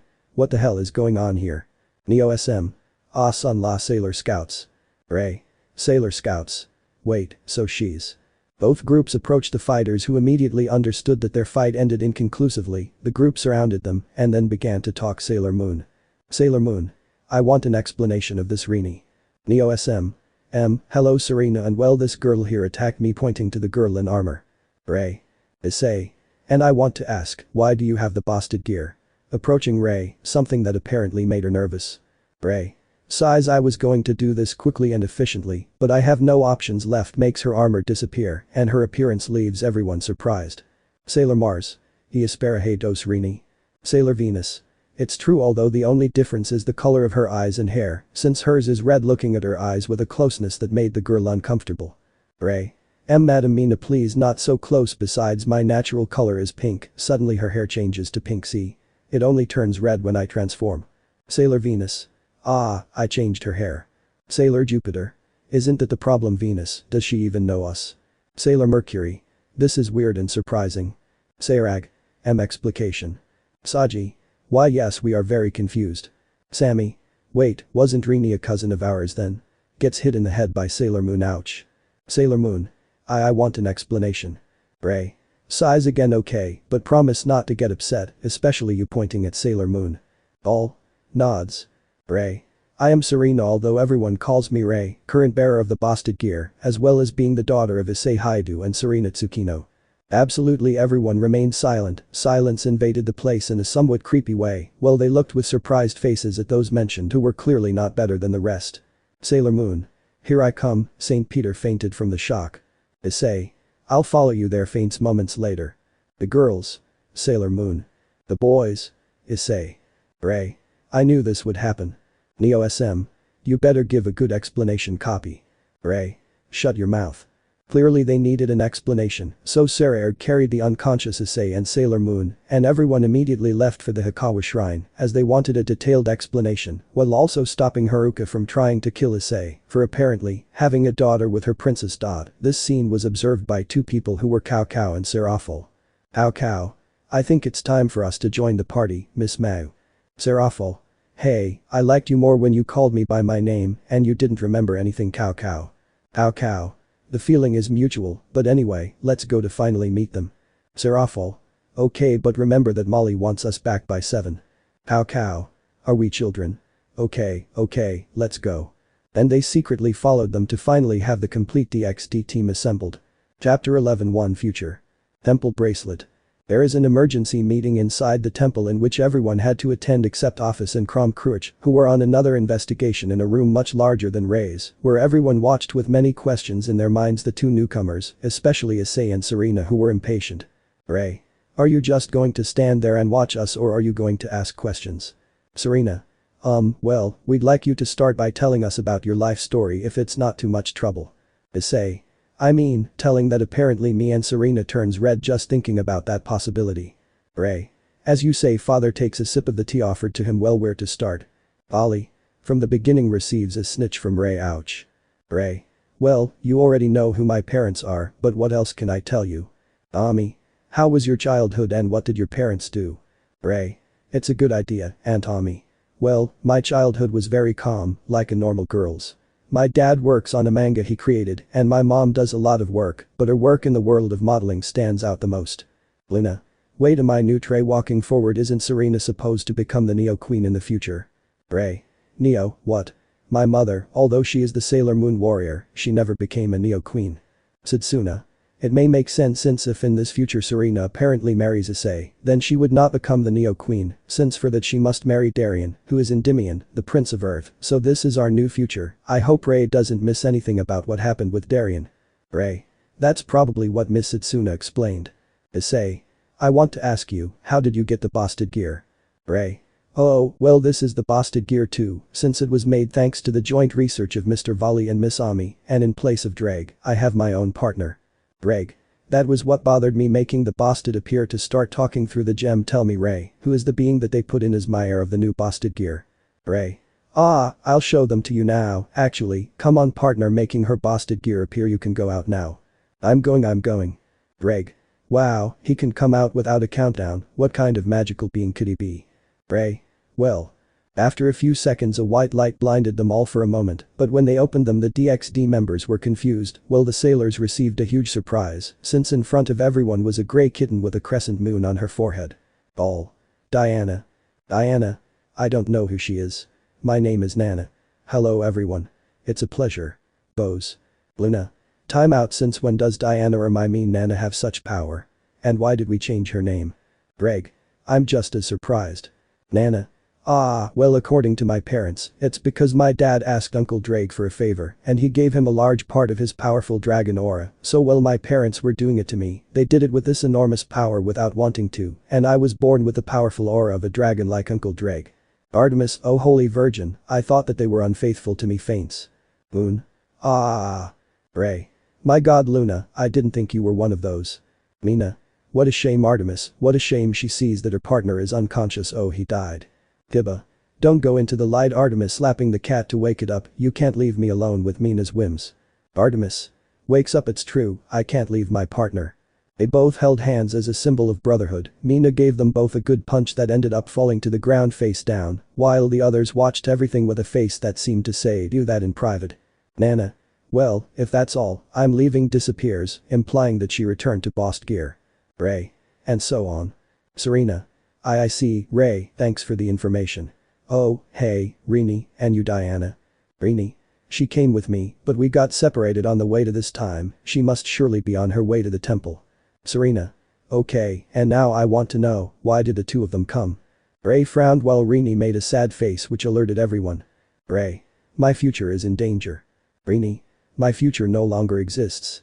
Everyone was surprised by what Ray said, although the sailors were in shock by what she said, so the first to speak was Serena. Serena. What happened? Rini. I don't know how to explain it, but just when I was leaving to visit them, suddenly my world began to disappear. Setsuna. So that was the weird thing I felt. Surziches. Had you felt it, Setsuna? Setsuna. Yes, but I didn't think it would have anything to do with a change in the future. Serena. What do you mean changes? Setsuna. I think those two are key elements of this change, pointing at Ray and Issei. Issei. Huh. Ray. Obviously, mine is in danger. Haruka. And what makes you come to that conclusion? Ray. My parents started to become transparent just like everyone else, so I came here without telling anyone to find out what the hell is going on. Saji. The problem is getting bigger and bigger. Mina. One future disappears and another is created. Serena. This is too much information all at once, my head is going to hurt. Rini. Now that I think about it, where is Darien? Everyone became completely tense upon hearing the question, although the only one who responded with some joy was Serena. Serena. Ah, he went on a trip to the United States to enter a university, for now I have not told him what is happening here, so as not to alert him. Rini. Oh Serena, the more of us the better, but if you say so. Haruka. Hey Candy Head, how about you take Ray home? Serena. Sure, but first let's finish the meeting. Michiru. I think it's better for him to know the way, and I think we're done for today. Satsuna. Yes, I must investigate this a little further, so I would like to leave now. Serena. If you say so, let's go home then. Issei. Go ahead, calm down, I have to stay a moment longer to talk to the boys a little more. Kunu. I'm also staying to talk about some things with them. Grab Sammy by the hair and your brother too. Sammy. Also CCC. Ray. I also want to ask Rini something, grabbing her by the shoulders so she leaves later. Serena. But how suspicious, mess, sometimes they act weird. Come on, Luna, let's go home. Ray. Okay, so I'll spend time with you when you're young. Do you mind if I call you by your name? Serena. We're not going at all. Both of them, along with Luna, left the place, and after Hadaru confirmed that they had left, everyone surrounded Rini. Rini? What's wrong? Ray. Rini, what we will tell you will be very hard for you. Sererg. Since it will surely have to do with the disappearance of your future and the creation of real. Rini. What do you mean? Issei. Me ma sentido pessim. And there began an explanation which caused Rini to cry very hard for hours. On the way to the Tsukino residence. After the meeting, the sailor outers left with Surziches and Vali to check the time gate, the rest went to their homes, except for Hadaru, who accompanied Issei, Kunu and Sammy, who were with a sad Rini, and Diana joined them on the way, whom they also caught up with. Hadaru. Are you sure you can walk okay, Rini? Rini. Yes, I'm just still surprised that Darien is dead, and that explains why my future is no longer. Covers her mouth to avoid finishing the sentence, and thus avoid crying. Issei. I'm sorry girl, I mean Rini. Rini. No, it doesn't matter for now, I think I'll help them and try to find out how I'm still here. Diana. That is a very good question, little lady. Sammy. For now it will be better to investigate and be on the lookout, also remember that you should not say this to Serena. Kunu. It is very important that he doesn't find out for now. Rini. I know, if I were like that, imagine how calm she would be. Diana. She could end up taking her own life. Issei didn't like that comment at all, so he remained determined to maintain the lie until he couldn't anymore. After that they arrived at the entrance of the house. Issei. You know, for now we'll have to continue with this normally. Rini. Yes, and I will have to live with that other me, but with different blood. Diana. I want to meet that me with dragon power. Kunu. We will be a very big family. Sammy. It will be more complicated when my parents arrive, whispering, but Kunu heard him anyway and stomped on him. Ouch. Everyone entered the house to try to have a normal life while investigating the huge problem. At the same time, at a certain distance were Cao, Serafal, Krom Kruich and Office, who followed the first two. Cao. The situation is more complicated than it seems. Office. If. Serafal. For now we will stay in the shadows. Krom Kruich. Good luck with that. In the meantime, Office and I will continue to see this world eating a banana. Cao. As you say, Krom Kruich. Anyway, Mau Serafal, it's time to go since Molly must be waiting for us. Serafal. You're right, although we'll try to observe them from afar, the way these guys act will be interesting. Cao. I say the same thing. The four of them separated, each going to a different place. They had to take advantage and do whatever they could while they could, since it is clear that the moment of a bloody battle is slowly approaching. Chapter 12. Denial of Love. Office's room. A month had passed since what happened with Rini and Ray. Because the situation seems to be more serious, the members of DXD began intense training to be prepared for this attack, while the sailor outer investigate who the new enemy is. Even with all the fuss, Issei and Serena have a space for their friendship or something more. Tsukino residence. Everyone was completely busy. Serena and Issei were in the living room watching television completely alone since Kunu and Sammy had gone out to do some shopping, while Rini and Ray had an outing to get to know each other a little more. Issei. Serena. They had no topic of conversation, so they stayed watching some random program on television. Issei. Serena. Serena. Yes. Finally says something. Issei. What do you think about this whole situation? Serena. To be honest, I don't like her. I've been through too much with my friends to achieve peace, only for another threat to come and take it away from us. Issei. Serena. Serena. And by the way, something happened in Rini's future, something could happen to us, or even opens her eyes in surprise, thinking of a possibility something could even happen in the relationship I have with Darien. Issei's hair stood on end because of that, he couldn't allow Serena to find out what happened to Darien. Serena. What if something happened to him, but he doesn't tell me about the letters, or maybe he's cheating on me? Thinking about a lot of possibilities, a couple of tears began to appear in her eyes. Issei. Serena. Without thinking, Issei grabbed the blonde by her shoulders, causing her to look at him somewhat surprised by the act. Issei. I promise you that everything will be fine, you've already gotten out of situations like this, right? Besides, me and the boys will be there to help you, since I swore to you that day we met. Serena. But Issei. I promise you that nothing will happen to your relationship with Darien, and you won't have to worry about this, and if something happens I'll be here to support you and take care of you. Serena. Don't.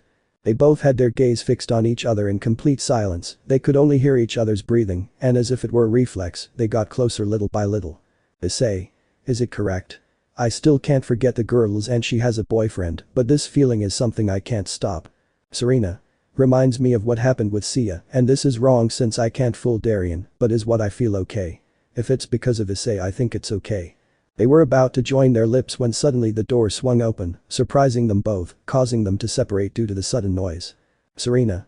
What's going on? Office. Entering the room. Hello. Issei. Office, what are you doing here? Office. I remembered something that I forgot to tell you. Notices that both of you have red faces. Is something wrong? They both remembered what happened a moment ago and turned even redder. Office, without understanding anything, continued talking. Office. Well, I came to let you know to give you some things that I took from our previous world. Issei. Huh, what do you mean office? Office. I have my own private room. Taking a knob out of his clothes. It was made by Miguel as a gift for living in peace with them, being my own dimension. Serena. I guess I don't understand much, but are those things so important? Office. It's something I picked up, come you too, it's something more than anything for you. Serena. Okay, let's go. They both got up and followed the dragon to the door of the house, and she began to remove the doorknob to put hers. While she was in that process the two thought. Issei. I was about to do something stupid, I must forget these feelings that are arising for Serena, not only out of respect for her, but for Riaz and the others, I must only concentrate on protecting her as her guardian. Serena. If you are a fool Serena, although maybe I will not regret doing it. No, you love Darien, besides Issei is just a friend. I must not think otherwise, just friends, just that. After thinking that they were able to calm down, and Office finally turned the knob. Office. Okay, here I go. Opens the door. Serena. But what? There was no longer a way out, as in its place was a huge room without much decoration and a bed in the center, although what stood out the most were other things that were in the room that left Issei with his mouth open. Issei. But they are. Office. They are the sacred gears and weapons that I was able to bring. You see, when we were in the dimensional gap those portals swallowed us, but I returned to our world, so I took advantage and looked for those that could help us a lot. Originally they were for you, but seeing our allies they will be better for them. Issei. Here is Zenovia's Durandal looking at the sword with a couple of tears. Incredible that you brought this here, but what is the pile of boxes? Office. With a little of my power I made some boxes to enclose the sacred gears that I could get, and one of them is artificial, although I also took a power from a certain person, pointing to a box with a label to differentiate it from the rest. Issei. Approaches, and after reading the name on the tag he sheds more tears. So you also took her power. Office. I'm sorry for what I'm going to say, but dead she is no longer useful, but you will choose who keeps that power. Issei. Yes. Serena couldn't help but look at all the boxes and Issei's sad expression, so all she did was approach him from behind and give him a hug that took the brown-haired boy by surprise. Serena. If you need anything, you know I'll be here, and from what I see, we need to gather everyone right now. Issei. Thanks Serena. After that, the three of them went to call everyone to have a meeting at the temple. It is time for the sailors to get on par with their allies. Although the feelings that Serena and Issei feel for each other will have to remain hidden for a while longer. Chapter 13. Obtaining preparations. Temple bracelet. Due to the emergency call from Serena, everyone stopped what they were doing to meet at the Hikawa temple, except Ray and Rini, who said they wanted to continue seeing the city. Everyone was in the temple courtyard, and luckily for Ray, her grandfather was not at home. Everyone could see that next to office there were a bunch of boxes and a rather striking sword. Haruka. So are you going to tell us what's in those boxes? The office. He'll take care of this, pointing at Issei, and then going to Ray's room to lie down in his bed. When something happens I'll wake up, now go to sleep. Zzz. Ray. And I can't tell her anything because she's a dragon goddess, she's taking me. Issei. Coughing to get their attention. Well, what's in these boxes are sacred gears which we have already explained how they work and so on. Due to the situation we think that giving them to you will be a good idea. Mina. Will it hurt if they get into our body? Issei. Meh, it's like a slight prick, so now I will proceed to open these boxes and the sacred gear will be introduced into you, except for this one that I will do later, showing a box with a label which he kept in the pocket of his jacket. Are you ready? All. Ready. Issei.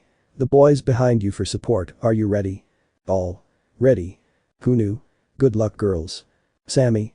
I will no longer be the only one with sacred gear in this world. Next to Kunu with a depressive aura. Kunu.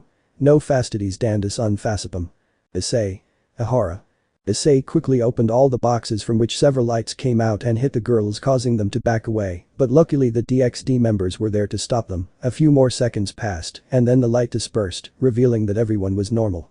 Lita. What happened? Mina. I don't see any change in us. Sererg. Calm down, we'll go to the next step. But first take this. Haruka, giving him the Durandal sword in his hands. Haruka.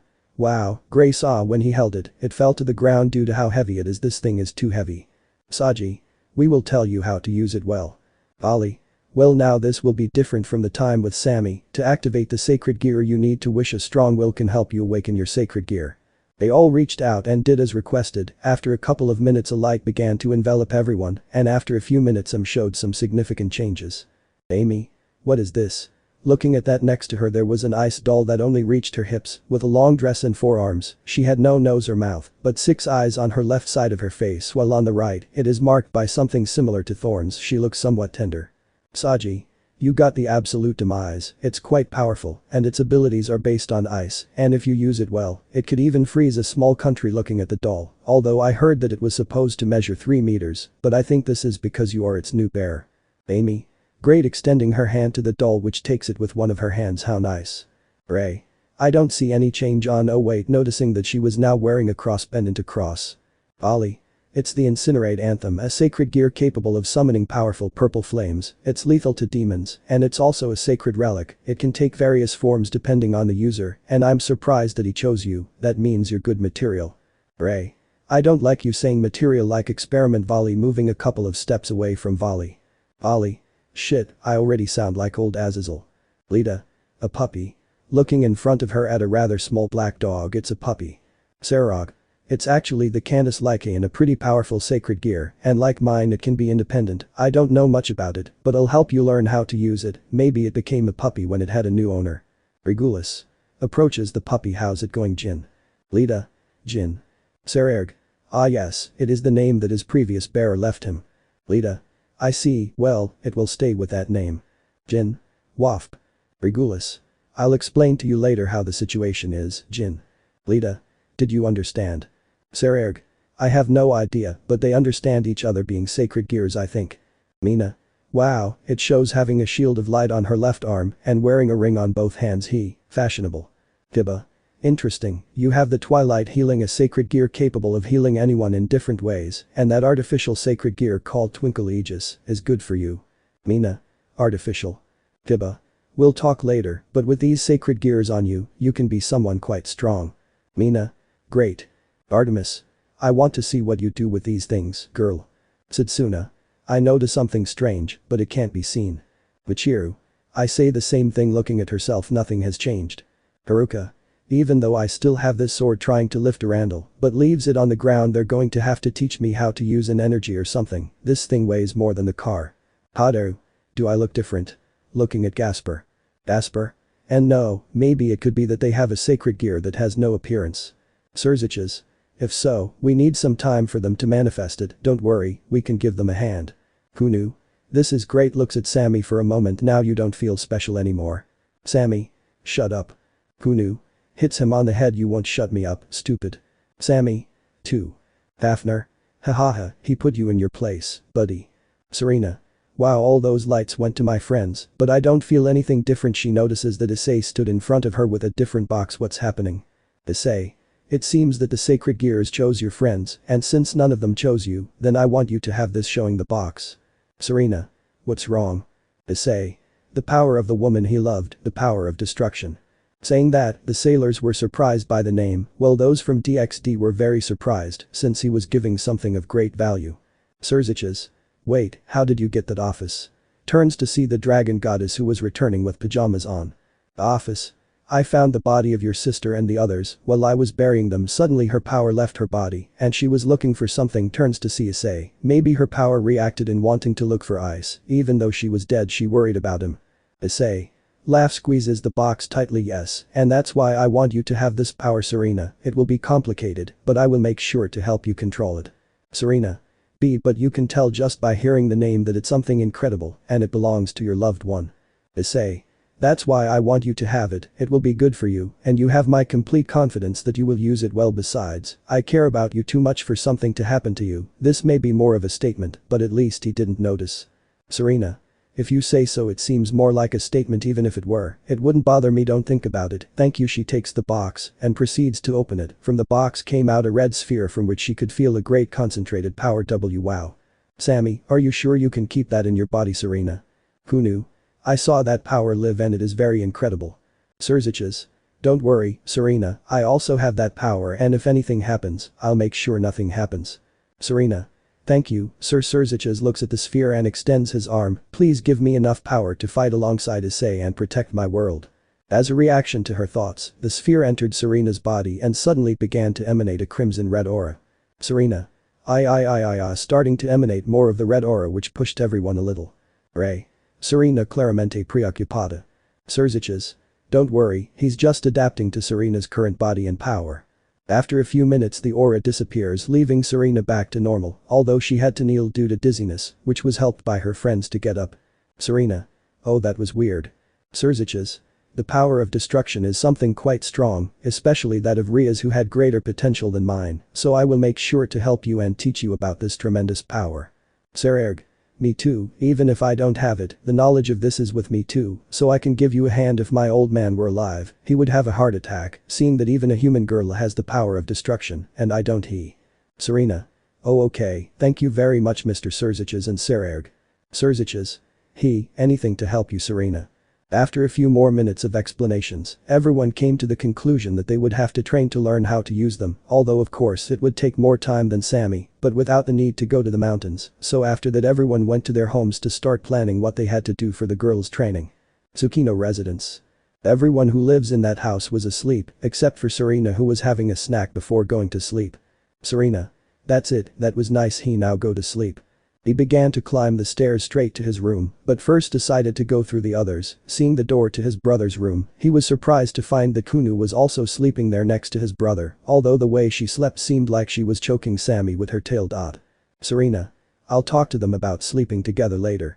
After simply laughing at his brother's luck, he closed the door and went to the room where Rini and Ray slept, where he found Ray sleeping in her bed all unmade, while Rini slept in the same or worse condition than Ray. Serena. It is quite obvious that they are the same person although with different blood. After covering them up so they wouldn't be cold, she proceeded to go to the last room which was Issei's who was deeply asleep with a peaceful expression. Serena. He told me that he had several girls who loved him and vice versa, but despite having lost everything, he sleeps with a very peaceful expression. Issei. Gee girls, I'm sorry, frowning as he talks in his sleep.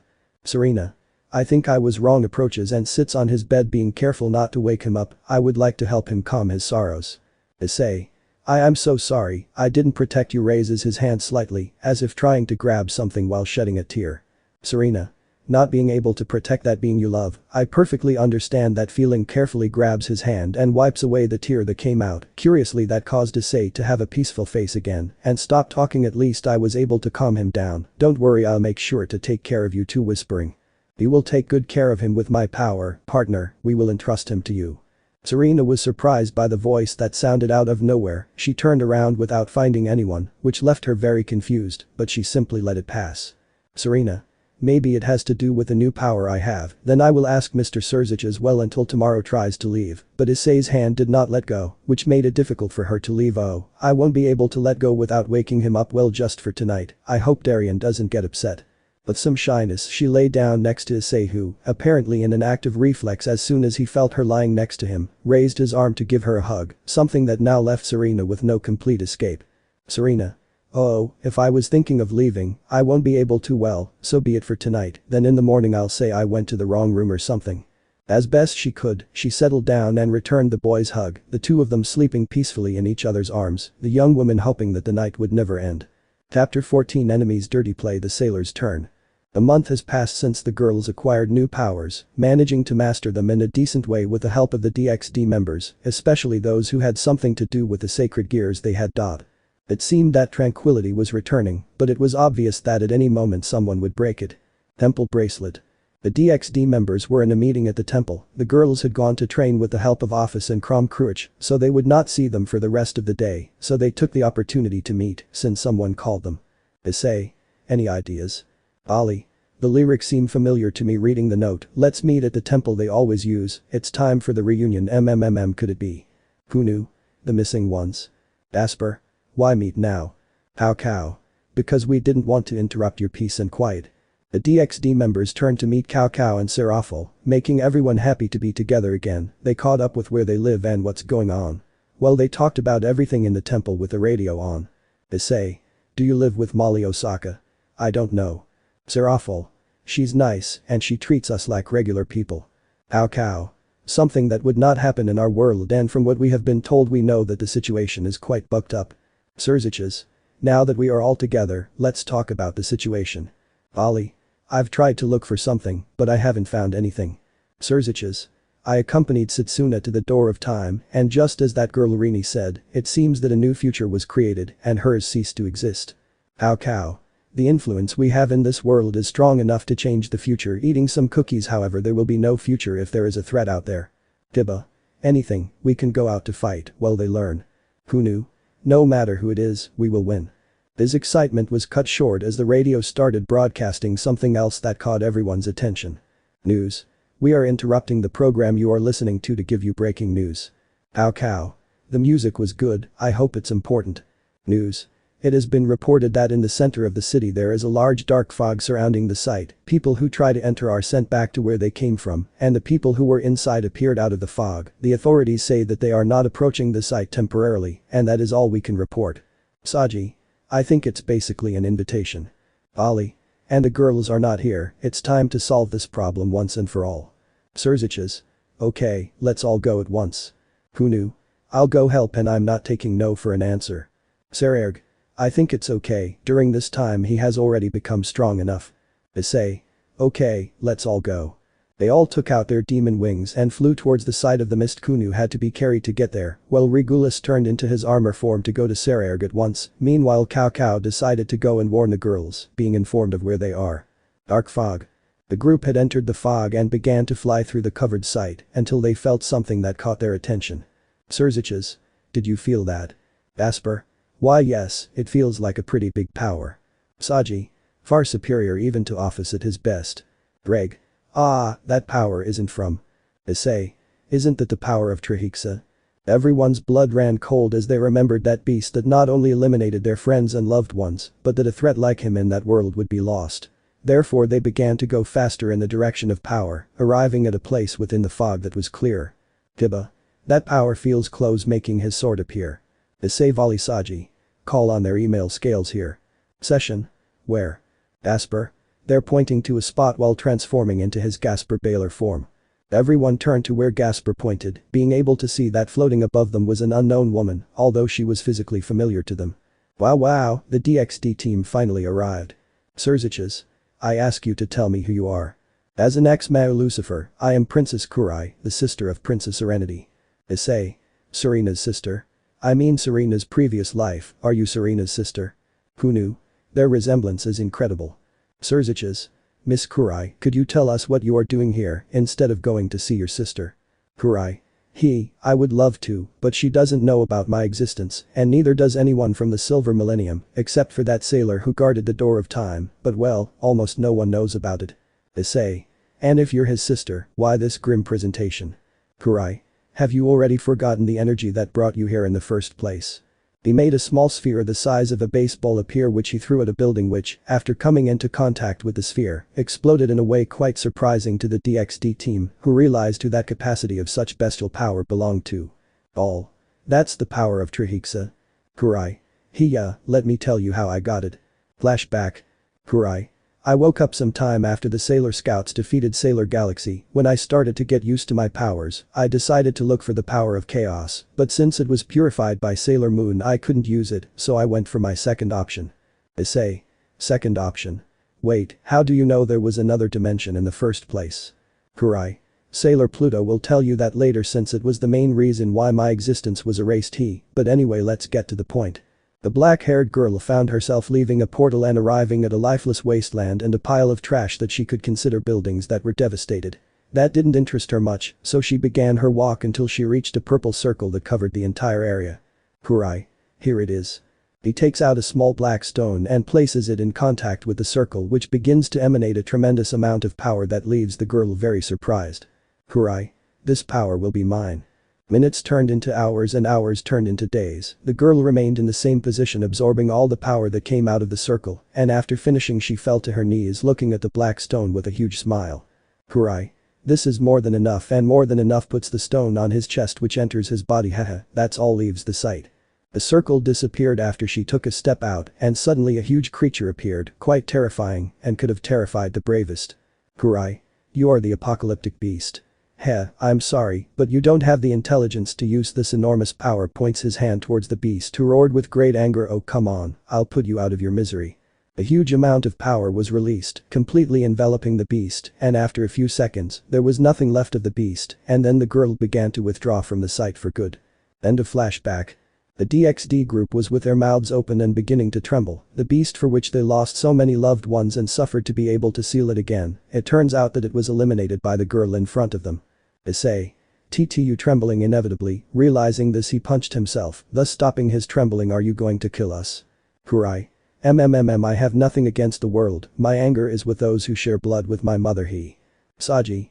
So you want to go for Serena and her friends huh? Asper Baylor. I won't let you do something like that. Surziches. It seems you also have some grudge against everyone. Then, we will save the girls this trouble. Sererg. We are already used to fighting, they deserve their peaceful life. Kunu. You'll be something simple. Kurai. It seems that living with them affected them, anyway I won't be the one in charge. Snaps fingers. After snapping his fingers, everyone was a little confused until suddenly a person emerged from the fog, leaving everyone in shock. Surziches. No, it can't be. Ali. It's impossible, I saw her dead. Issei. Ria's. Indeed it was Ria's Gremory, although she looked a little more downcast, and it wasn't just her, one by one people who were loved ones began to come out. Serving. Sona. Ali. Viviejo Azazel. Sererg. Her brother. Tiba. F friends. Kunu. That's my mom. Milikas.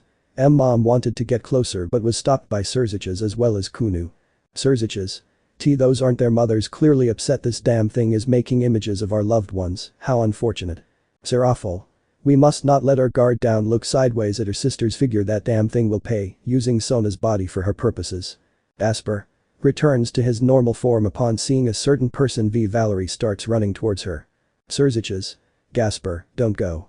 Upon arriving, the boy hugged his best friend quite excitedly, but what he didn't expect was that she, in an act that shocked everyone, pierced Gasper's stomach, leaving him with a surprised expression.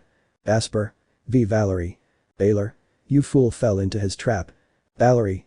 Grabs Gasper's face and with a force out of nowhere slams Gasper against the ground and begins to beat him brutally. Issei. Gasper. Kurai. Now entertain yourselves with your loved ones under my command. Snaps fingers again. After that snap, everyone threw themselves against the living members of DXD, who had no choice but to defend themselves, but without wanting to damage the images of their loved ones. Sona. Trying to stab Saji with a dagger made by her suddenly is tied by Saji's sacred gear. Saji. Please, I don't want to have to hurt you. Notices how a huge snake appears behind him. What? Rita. Comrade. Saji ended up subdued by an expressionless Ona, he couldn't raise his hand, no matter how many times Vrita yelled at him. Ali. Stopping Azazel's punches. I don't care if he looks like the old man, I won't let him hit me. Throws a punch, but stops inches away from Azazel's face. TCH. Azazel. Pulls Volley's arm away and begins to hit him with a spear of light that Volley narrowly dodges, but is sometimes grazed by it. Despite his condition, Volley couldn't hit the man who was a father to him and only limited himself to dodging and defending himself. Sererg. Please, I don't want to hit you. Magdarin. Regulus. Focus. Magdarin. Creates a sphere of destruction in his hand and with it begins to hit Sererg. Not wanting to hit his younger brother, he does not resist and Regulus is the one who puts the effort into defending him. Kiba. I can't even put up any resistance. Children. They all started to hit and kick Kiba while Kaneko slowly approached and prepared to give him an even stronger blow. Kaneko. Snapping fingers. Kiba. Even you. Kiba did not resist, not wanting to harm those he considered brothers and sisters. Asper. V. Valerie. Valerie. The girl continued to brutally beat the vampire, who still had not recovered from his shock and sadness. Serziches. This is a very cruel evil. Serafol. Let's take down the leader of this. Serziches. Yes, noticing that Milikas and Kunu are no longer with him. Milikas. Mom slowly approaching Grafia, who apparently had something ready behind her. Kunu. I'm glad you came back. Mom walking next to Milikas and her mother, who slowly revealed her 9 tails. Serziches. Don't come closer. Serafol. Old. Without thinking, they both threw themselves to grab both children and protect them with their bodies. Since the moment they grabbed them, Yusaka and Grafia launched a rain of attacks of all kinds of magic, seriously hitting the Mau. Issei. This can't be, it's a nightmare. Rias. One by one the brown-haired boy's loved ones appeared and together they began to give him a tremendous beating since he could not even think of killing those he had once loved. Kurai. Haha, this is a great show thanks to my puppets. The black-haired girl watched a brutal beating of the DXD members since those puppets also had a bit of her power.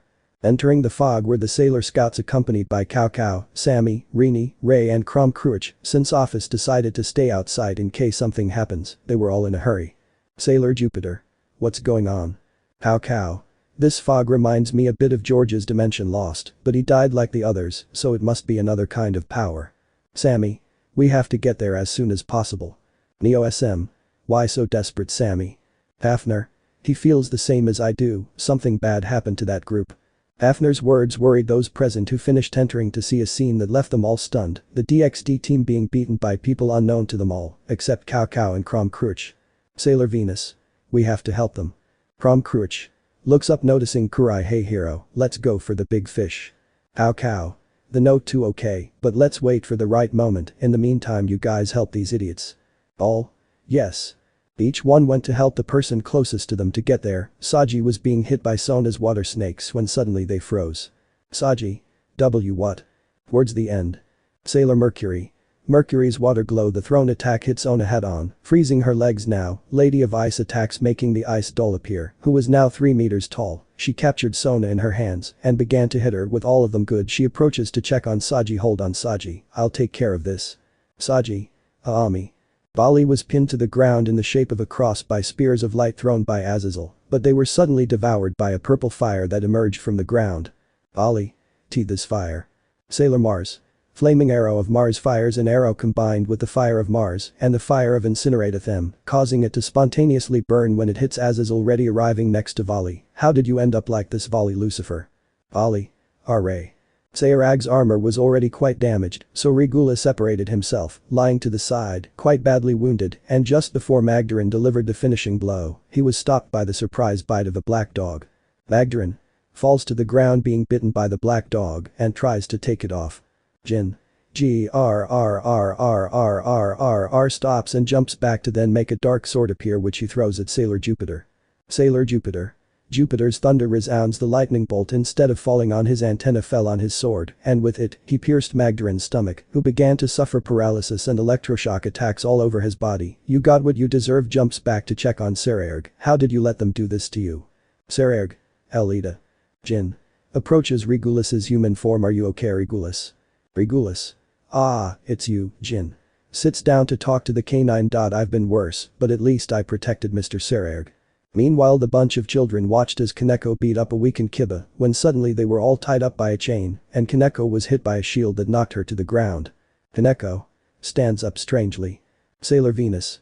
Recovering her shield here I am kiss of love and beauty of Venus, she threw her characteristic attack with her shield, which when combined hit Kaneko so hard that she sent her crashing into a building in the area. That's it approaches Kiba come on Prince Charming, you can't be like that.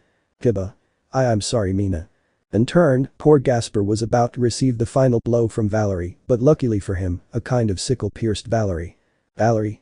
Sailor Saturn. You piece of trash, can you tell what you're doing to Gasper? She takes the needle of silence from him and makes a bubble appear the size of Valerie which she uses to enclose her. Valerie. Tries to burst the bubble, but can't. Sailor Saturn. Now face the punishment for damaging a friend of Sailor Destruction with my sacred gear Zenith Tempest Tomb of Silence. Destroy quickly lowers her sickle causing a huge purple explosion inside the bubble and all kinds of elements enveloped Valerie and after a few seconds the bubble burst, revealing that nothing was left of her opponent Gasper bends down to lift Gasper don't worry, I'll tell Sailor Venus to heal you so hold on. Gasper. Sorry Hot Air fainted. Neither Serziches nor Seraphil gave in to the defense of both children who shouted at their moms to stop. Serziches. I won't resist any longer. Seraphil. I'll see you on the other side Serziches. Sailor Neptune. I'm here makes a mirror appear that deflects Graphia's attack somewhere else, now you'll know the power of my sacred gear, Mirror Alice. Sammy. IR wraps his armor in a golden aura and with it hits Yusaka's power, deflecting the attack elsewhere the bearer of Fafnir shows up. Sailor Uranus. Don't forget me, come on Durandal, show me what you know making a cut in the air with a huge sword, both women were hit but at the same time they were stopped by a bunch of swords that came out from behind them that served as a wall apart from Durandal. I also received the sacred gear, Blade Blacksmith, and it suits me pretty well. Isara Graphia. Try to move but see how from their shadows there are a pair of hands that prevent them from moving. Sailor Pluto. Mine is also missing, Night Reflection looks sideways at Serziches and Milica's, while the latter is crying for his injured father, you don't deserve compassion death scream. Sailor Neptune. Neptune's tidal wave. Sailor Uranus. The earth is shaking. The three of them attacked at the same time with their best attacks, causing a small explosion when they collided with their opponents. After that, Sailor Pluto worriedly approached Serziches and Milica's, the same thing happened with Sammy, only in her case to Seraphil and Kunu. Sailor Pluto. Checking both of them only Serziches is passed out, but Uara is suddenly hugged by Milica's Hey. Milica's. Setsuna, it's my fault that dad was beaten in such a way clearly sad and frustrated, so he can't help but shed a couple of tears. Sailor Pluto. He gets a hug to comfort him here we go, here we are. Sammy. Are you guys okay? Making his armor helmet disappear. Seraphil. Apparently she fainted from shock leaving Kunu on the ground and then she lies down too. Sammy. Hey are you okay too? Notices that the clothes Seraphil was wearing were somewhat torn, revealing her underwear miss, your clothes looking away embarrassed while he looks at Seraphil out of the corner of his eye, I think Ice picked up a few tricks on me. Seraphil. Hits him on the head this is not the time for that kid, but if you want I can show you a little more later since I like you winks at him, making the boy blush. Sailor Uranus. Wow kid you're my hero gets elbowed by Sailor Neptune hey, it's a compliment too. Sailor Neptune. We'll talk about this later, for now let's take them with Sailor Venus. Everyone was being saved by the sailors, while Issei found himself surrounded by the women he once loved. Issei. See chicas. Greg. Comrade, this is not the time for sentimentality, I'm sorry, but if you continue like this, they will kill you. Issei. Parquet. Greg. Think about that blonde girl. Issei. Serena. Sailor Moon. Did someone call me? Arriving with Issei in the company of Ray who was wearing her armor and Neo Sailor Moon, are you girls ready? Ray Neo SM. Yes. Sailor Moon. Emanating a bit of red aura combined with white from her arms and legs let's go.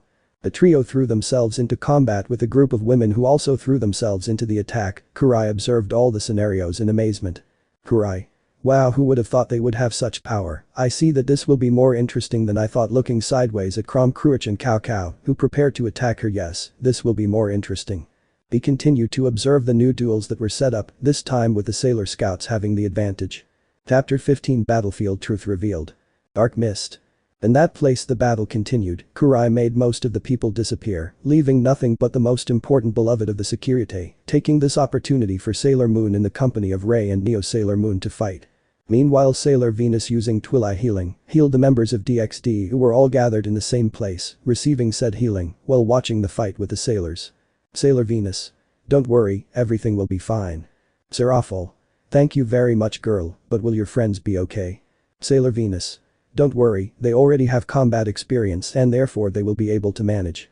He turned his head slightly, watching his princess's battle, who was not doing too badly since she was accompanied. Rias walks away from the three girls and proceeds to use some sort of force field made of magic. Sailor Moon. She's covered herself. Ray. I'll take care of this one. His armor begins to grow larger, giving it a rather heavy appearance. Welsh Dragonic Rock, solid impact hits the barrier with all his strength, managing to not only break it, but also send Rias crashing far away against a wall. Perfect. Neo SM. Let's take advantage. Takes out his wand and points at Ria's sweet pink heart. Attack. Sailor Moon. I'll help you. Makes a small sphere of power of destruction appear and throws it along with Neo Sailor Moon's attack. Both attacks were combined into one, and from what they could see, it hit the target, thus generating a large amount of smoke that surprised everyone. Sailor Uranus. I never thought I would see Candy Head with such a surprising power apart from the silver crystal. Surziches. I'm proud to have trained her, regaining consciousness like the other DXD members. Setsuna. But he still needs practice. Kurai. Whistling, quite surprised. Not bad. Serenity. It's a shame I equipped my subject with a good toy. Issei. Toy. Clearly confused. The witch. Observant. Rias. Comes out of the smoke with a crimson armor similar to the one Ray was wearing. Runs towards Ray, who receives her by blocking a punch from her. Ray. She got faster, a little help wouldn't hurt. Neo SM. Jumps to stay on top of Ria's multiple pink hearts. Shoot. Ray. Welsh Sonic Boss Knight. His armor now changes its appearance to a lighter form, with which he jumps back away from Ria's. A shower of pink hearts fell on top of Ria's, leaving a small crater and part of the armor somewhat damaged, to which Kurai applauded a little. Kurai. Interesting, that was really interesting. Ray. Took advantage of it. Welsh Blaster Bishop here returns to his normal armor, but a large cannon comes out of his back and he points it at Ria's. Neo SM. Falls away from her and prepares. Get ready for my best attack. Ria's. Points her hands at each other. A small amount of power begins to emanate. Issei. That energy is from damn Kurai, doing that to Ria's body. I will not allow it. Takes a breath. I, who am about to wake up, are continuing in a low voice. Surziches. That energy is just like one of those Trihexa attacks. Don't tell me that's Kurai. Neo Sailor Moon. Ray, get away from her immediately. Ray. Moon Blaster Dragon fires a large mass of pink energy that goes straight to Ria's. Neo SM. Pink Lunar Satellite throws with both hands the same mass of pink energy as Ray, with the same objective. Ria's. Also fires her attacks, although both are purple. The attacks of both pink-haired girls did not even have time to collide as they were devoured by Ria's two attacks, which were now going in their direction, which worried everyone. All. Neo Sailor Moon, come on. Ray. Shit, I was so careless. Neo SM. I must move. Issei. And I will take you to the path of heaven, shining with a crimson light. Greg. Cardinal Crimson full drive. Sailor Moon. Rini, help me. Silver Crystal Eternal Power, Transformation. Both reacted quickly and shot out in front of both girls while changing forms, Issei with a new form of his armor, and Sailor Moon in her eternal mode, with angel wings sticking out from her back. Both quickly aimed at the attacks and shouted. Sailor Moon. By the power of the Sailor Scouts, pointing her scepter at the sphere of energy, she fires an immense amount of power from the silver crystal, combined with the power of destruction, creating a sphere between silver and red that collides with the enemy power. Issei. Long Ina Smasher. A cannon protrudes from his chest, firing a huge amount of crimson energy that collides with his opponent's energy.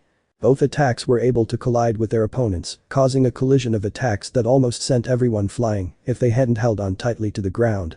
Such was the power that the buildings around began to slowly destroy due to the pressure of the clashes. However, Sailor Moon and Issei's attacks were more effective, destroying Ria's, and she received both, causing a small explosion on the site, creating a huge layer of smoke. Sailor Neptune. What's going on? Who knew? I can't see anything. Sailor Saturn. Leave it to me. Using the power of her sacred gear, she begins to create a gust of air that quickly dissipates the smoke, allowing everyone to regain visibility. It seems that everything is in order. Everyone was relieved to see no more enemies except for Kurai. Issei made his armor completely disappear and fell exhausted to the ground, being helped by Ray, who also returned to her normal appearance. Ray. Are you tired, Dad? Issei. I think it's more mental effort than physical effort, since I had to destroy my Ria's body to save you. Ray. I'm so sorry, Dad. Sailor Moon felt tired but did not abandon her transformation, even though she had to walk towards Issei with the help of Neo Sailor Moon. Sailor Moon. Are you okay, Ice? Issei. Very well. Sailor Moon getting up with help from Ray. Sailor Moon. I mean sentimentally. Issei. We'll talk about that later. Kurai. Excellent clapping. This caught the attention of everyone who approached Issei and Sailor Moon, the entire group being complete. Kurai watched them from above with a confident look. Kurai. I have to say that they exceeded my expectations. They have made me take the decision to prepare more for our confrontation. Saji. Enough of this Kurai nonsense. Sailor Pluto. Kurai. Looking surprised at Kurai, who simply greets her. I can't believe she also reincarnated. What the hell was Queen Serenity thinking? Kurai. I'm glad you're all here. My old friend Sailor Pluto will tell you my story later, pointing to this thing that surprised the sailors, but first I have to admit that I really liked your acting so strong when you've lost the most important thing for you, Serenity. Sailor Moon. What do you mean, Kurai? Kurai. I mean your beloved Darien. Everyone present was speechless and became very tense, although it must be said that Issei's skin turned pale upon hearing those words. Sailor Moon, who was still confused by those words, responded. Sailor Moon. What are you talking about? I don't know how you know Darien, but he's fine over there in the United States. Kurai. Huh. Quite confused. What's that like? Oh come on Serenity, don't be strong. Sailor Moon. No, seriously I'm telling you Sailor Jupiter. Jupiter's lightning bolt throws the sphere towards Jin, who kicks it towards Kurai, adding a bit of the power of the shadows. Sailor Uranus. Durandal, eliminate throws a strong Durandal slash towards Kurai. Sammy. Outrage starting to emanate a large amount of golden aura, he throws himself towards Kurai to give him a powerful punch. Surziches. Take this, creates a large sphere of power of destruction and throws it towards Kurai. Issei. Crimson Blaster, his normal scale male reappears and fires a burst of crimson power from a cannon on his back towards Kurai. Kurai. What a cute attempt, but. She stopped all 4 attacks by creating a violet barrier, and just when Sammy got behind her to punch her, she stopped him using nothing more than a finger. Kurai. Hey boy, you're Serenity's new brother, right? Then you can consider me your older sister too. Sammy. Shut up, you're nothing like Serena. Kurai. Oh, what a pity, now I will tell the truth to our little sister. He grabbed the boy's fist and, spinning a couple of times, threw him into one of the buildings, destroying it in the process. Sailor Moon. Sammy looks quite angry at Kurai. Why are you doing this? Serafal Kunu. I'm going for it. They both looked at each other and flew in the direction where it was thrown, obviously flying thanks to Serafal. Kurai. Well Serenity, it's time for me to tell you, but first. He made a violet sphere appear that enveloped his hand, and suddenly all of Serena's friends and the DXD members as well as Jin, Regulus and the Ice Lady were trapped in these violet spheres. Kurai.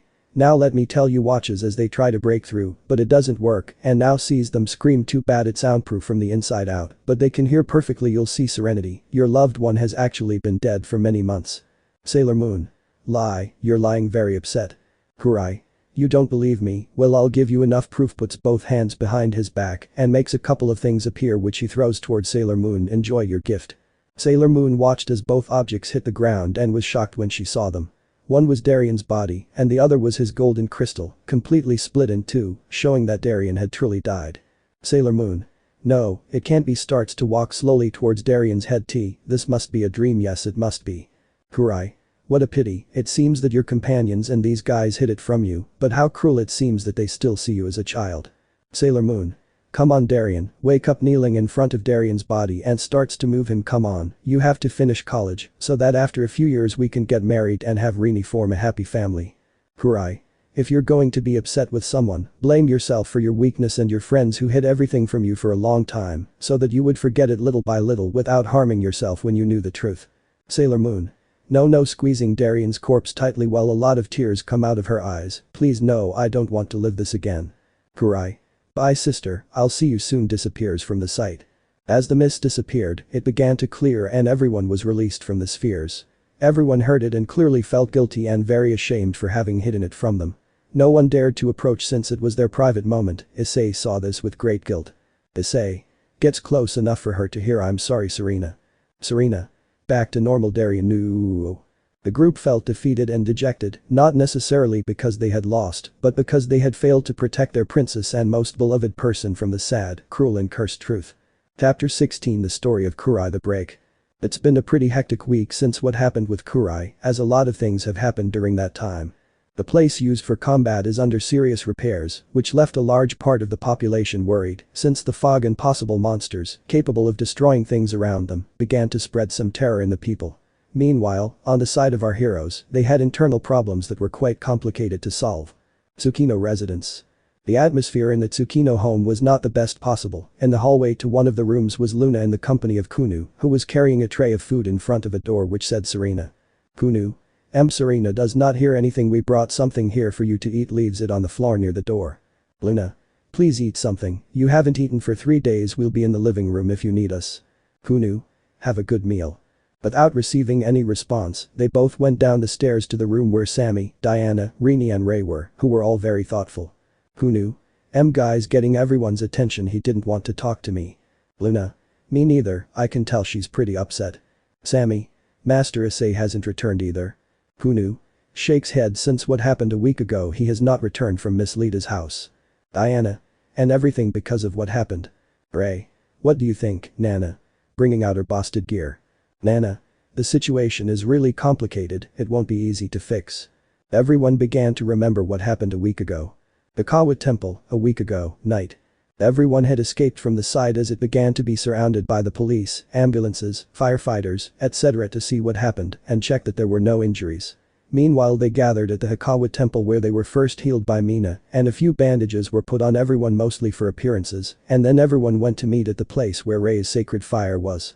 The atmosphere felt somewhat tense since they had taken Darian's body with them, and as respect they buried it, along with what was left of his crystal in the Hikawa temple, further back where there are several trees, so that only they would know of its existence, and since she found out the truth, Serena had not said a single word, which clearly worried everyone. Rini. Plu, could you tell us the story of that Kurai? Satsuna. I thought this day would never come, but I see that just like Queen Serenity I was wrong. She settles down and coughs a little to get everyone's attention. You see, although I was not present I was informed by the Queen long before the attack on the Silver Millennium. Haruka. How strange, he didn't inform us anything, and we didn't even know about the existence of Kurai. Satsuna. Actually nobody knew, I discovered it by accident. You see, she was born at the same time as Princess Serenity, therefore they were twin sisters. Ray. A second, Satsuna, although I don't have all my memories of the Silver Millennium, I am sure that when we first met the princess, there was only one of us and not two. Satsuna. This happened before the queen introduced them to the princess, and Luna doesn't know about this either. Artemis.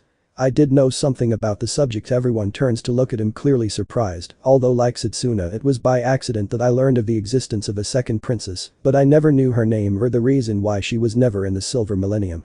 Satsuna. Then let me tell you the reason. You see, it seems that she had a case very similar to Haru's around this time. Haru. Was she a baby until she suddenly grew up? Satsuna.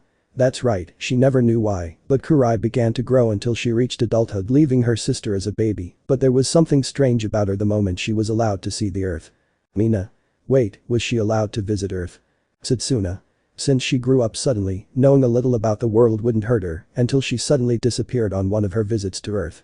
Everyone was quite confused, although for the sailors it was like a revelation of the reason why the inhabitants of the moon were forbidden to go to Earth. Saji. And what happened after that? Satsuna. The course of the world continued and everything happened as it normally should, although she would return a few days before the destruction of the Silver Millennium through the Door of Time, being there the first time I met her. Flashback. Satsuna. At that time I didn't know of her existence, but I still found her quite strange, since she had a different power than ours. In the place that the Guardian of Time guarded, everything was peaceful since no one passed by. The sailor was still standing there waiting for any attack. Sailor Pluto.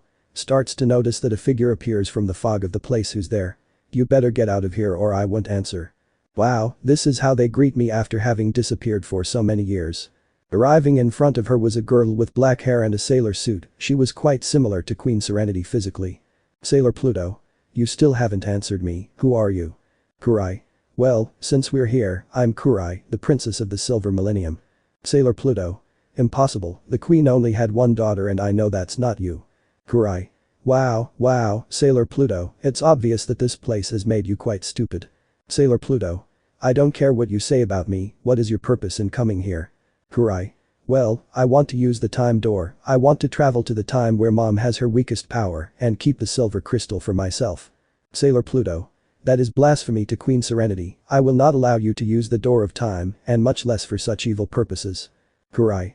Shame, and I wanted to be gentle. Suddenly the place was filled with a bunch of circles with engravings unknown to Sailor Pluto. Sailor Pluto. QK. Kurai. I'll eliminate you in one blow with the power of Norse magic. A large amount of power began to come out of said circles which headed at high speed toward Sailor Pluto, who was about to receive the rain of attacks when suddenly someone came out of the door of time, stood next to her and said, "Moon healing, action." A huge barrier completely repelled the fierce attack and completely destroyed the pile of circles created and even hit Kurai, sending her crashing into the ground of the place, leaving her there. Sailor Pluto. But notices the woman next to him, Queen Serenity. Queen Serenity. I'm sorry for the delay, Sailor Pluto, but I felt a bit late for my daughter to appear again. Kurai. How long, mother? Getting up. I see you're quite fit, tell me, how is my sister? Queen Serenity. Kurai, my daughter, what happened to you? Kurai. Nothing, I just came to an amazing place where I learned a lot of amazing things. Queen Serenity. I'm referring to you, I now feel a huge evil power coming out of you. Kurai. Oh, I see, well that's something I got by stealing a bit of the essence of the few living evil dragons, so I got more power than ever. Queen Serenity. Did you take the life essence of dragons? You've been killing all this time. Kurai.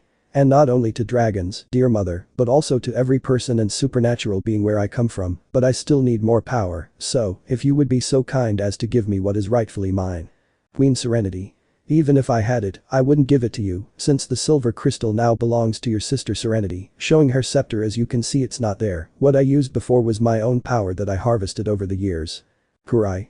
It's obvious that someone wants to die, so get ready. Queen Serenity. Sailor Pluto, I ask for your help in this fight. Sailor Pluto. See me, Arena. And then a battle began on the spot. End of flashback. Setsuna. It was quite difficult for us, but we managed to defeat her, and after doing so the queen locked Kurai somewhere on the moon. Artemis. He asked me for help with that, that's how I found out. Ami. And I have to assume that he was reborn with us after the destruction of the Silver Millennium, right? Setsuna.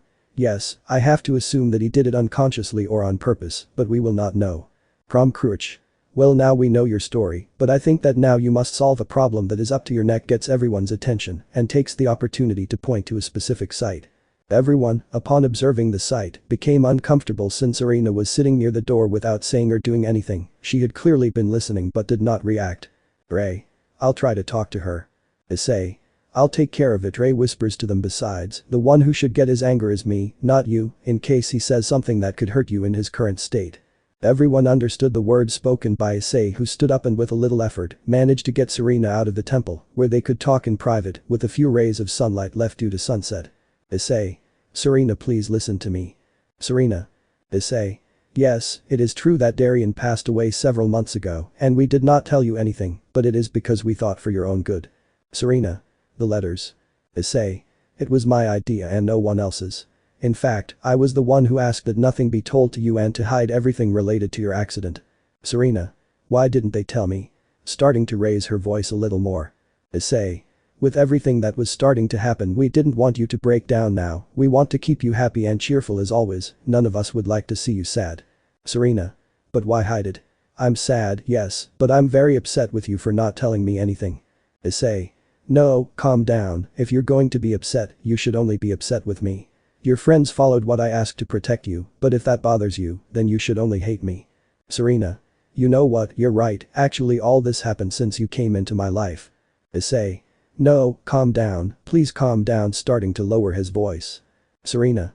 If you hadn't shown up, this wouldn't have happened, I would continue with my normal life, my brother wouldn't have gotten involved in this, my friends and I wouldn't have to fight again, and Darien would be alive with me by my side. Issei. I'm feeling a bad déjà vu. Serena. I hate you, Issei. Haidu, I wish you had never appeared in my life. After those last words the boy was shocked to hear them, while Serena, realizing what she said, covered her mouth and looking at the ground began to leave, saying some last words to the boy. Serena. I'm sorry, I didn't mean that. After saying that, Serena ran away, leaving the brunette there, who fell to his knees, touching the area where his heart is, while tears ran down his cheeks. Issei. It's like reliving what happened with Riaz before the raiding game with Sererg, only this time the words were stronger than I thought. Greg. Partner, the things one says in anger are not true, she did not mean that. Issei. I know, Drake, but it still hurts more than any Trihexa attack I've ever received. Rinire. Calm down, Mom. Lunare. Wait calmly. The entire group came out from where they were hiding, which is why they observed the entire scene. Rini, along with Ray, Luna and Ray, quickly went to look for Serena, while the rest stared at the devastated security. Kiba. This reminds me of a scene from the past, only more raw. Haruka. It's the first time I've seen a candy head say those words, this is what provokes anger. Sererg approaches Issei and places a hand on his shoulder, getting his attention. It would be better if you didn't go to his house for now, both of you need time to clear your minds and calm the waters, right Lita? Lita. If he's right, you can stay while things calm down, it just needs time. Issei. Yes, thank you. Tsukino residence, present time. Night had fallen and everyone who lived in the house was fast asleep, except for the eldest of the house who had left her room and was currently in the chestnut tree's room, fast asleep hugging a pillow and saying a few words. Serena. Forgive me, Issei. Things had definitely gotten complicated in their relationship. Chapter 17 Serena's disappearance. Issei's feelings. 3 weeks passed since what happened and they hadn't heard from Kurai. The group began to strengthen themselves with intense training to prepare for what was coming. However, there were clearly 2 people who weren't participating for obvious reasons. Kino residence. The owner of said house could see in the living room an Issei with sheets up to his head, with dark circles under his eyes and clearly tired, since all he had done was eat, sleep, go to the bathroom and meditate. Lita. I think we should do something. Sererg. I think the same, we've already given him enough time for things to calm down. Lita. Yes, since Serena finally left her room and went back to school, although she doesn't speak to any of us, it's good progress. Sererg. Well, it's time for us to make him move forward too. Are you going to leave now? Lita. Yes, since I will go to train my sacred gear with the help of Regulus, Kiba and Mina. Sererg. Okay, I'll talk man to man with Issei. Lita. Take care of yourself. After Lita said goodbye to Sererg with a kiss on the cheek which made him blush quite a bit, he took 2 cups containing tea and approached the living room where he sat on one of the pieces of furniture and left one of the cups in front of Issei, who looked confused at his friend. Sererg. I think it's time to have our promise talk. Issei. Charla prometida. Sererg. If she rejects you, I'll invite you to my house to have tea while you tell me how it went. What we promised in our confrontation in the rating game, remember. Although in this case it applies to your situation with Serena. Issei. Sits down and takes the cup to take a sip. Delicious. Sererg.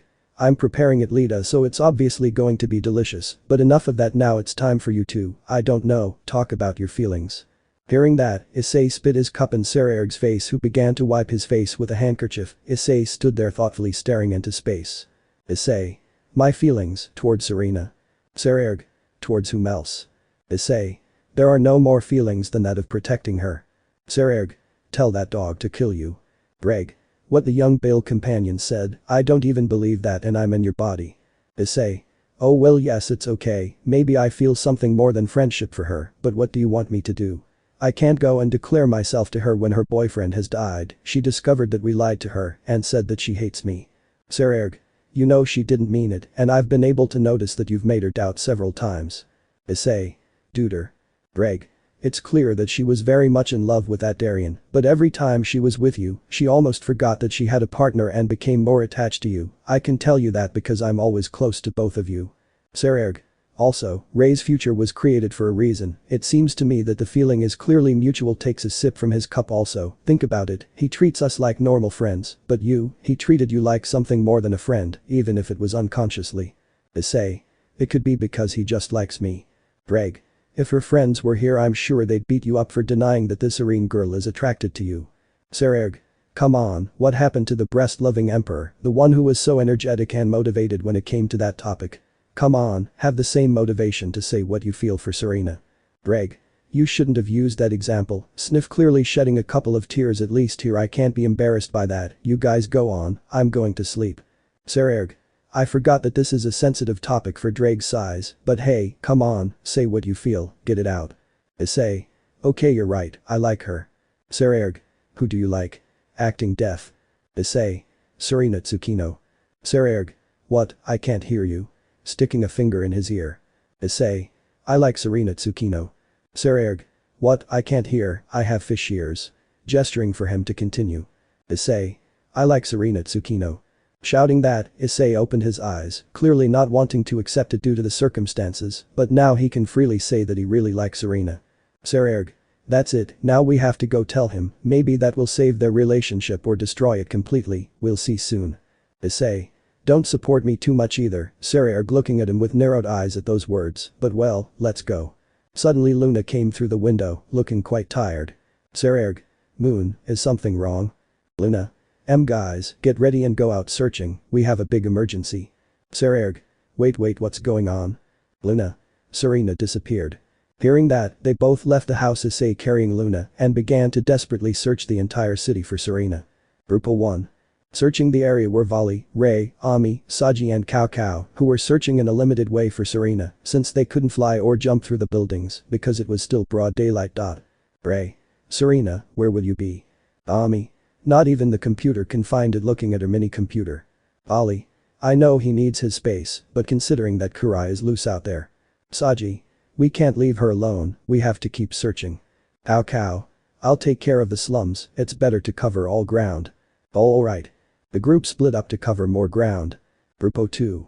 Another group consisting of Lita, Kiba, Mina, Regulus who was in the form of an axe carried by Lita, Artemis and Ray who were meeting again. Kiba. Any trace? Mina. Not even a little bit. Lita. I think we'll have to search with other methods, I'll try to use my Sacred Gear's ability to search through the shadows. Artemis. Well thought out, Ray and I will look for the places he normally frequents. Ray. I hope Mom is okay. After those words the group dispersed again. Group 3. Another group consisting of Haruka, Michiru, Satsuna, Hadaru, Surziches, Gasper, Rini and Milikas used their own search methods, they were all on top of a building waiting when suddenly a flock of bats appeared and after gathering together left Gasper in their place. Haruka. Did you find anything? Gasper. Nothing at all, although I followed the trail he left from his house, I lost him when I passed by the shopping center area. Michiru. So that place is our first clue. Satsuna. We have to hurry, but just in case Haruka, Michiru, Surziches and I will go to the mall while you pointing to Gasper, Milikas and Rini, you will check the surroundings. Milikas. Agreed. Rini. Anything to find that idiot Serena. Surziches. Quickly on your way. Gasper. It's time to take advantage. The group dispersed while Gasper split into several bats again, although one went in a different direction than agreed. Group 4. The last group was found searching around the area where Serena's school was located and these were Serafal, Sammy, Diana and Kunu. Sammy. Do you have anything? Kunu. Unfortunately no, it's more than clear that she doesn't want us to find her. Serafal. We must not lose hope of finding her, we must hurry to find my future sister-in-law. Diana. What Miss Serafal said wait, she said sister-in-law. Kunu. What do you mean sister-in-law? Making her sharp claws appear. Serafal. I declare war on you right now for this little Kunu boy grabbing Sammy by the hair who was clearly between surprised and red. Fafnir. You're the pride of us dragons. Sammy. Now is not the time, we have to find Serena. Diana. I think I just found a new soap opera. The group dispersed to search for any trace of Serena. Issei, Luna y Sererg. They searched everywhere for any trace, but found nothing until a bat appeared in front of the three of them. Sererg. Wait, isn't that Gasper's bat? Gasper. Yes and I know where Serena is. Issei. Seriously, where is it? Gasper. Yes, whoever told me the information specified that only Ice should go. Sererg. What a coincidence. Luna. Well at least we know where she is, but be careful and bring her back. Issei. Yes, Gasper guide me. Gasper. Yes. Issei lowered Luna from his shoulder and began to follow the bat, after a while they arrived at Serena's house. Issei. Akwai. Gasper. Just go in and good luck Ice, I'll let the rest know.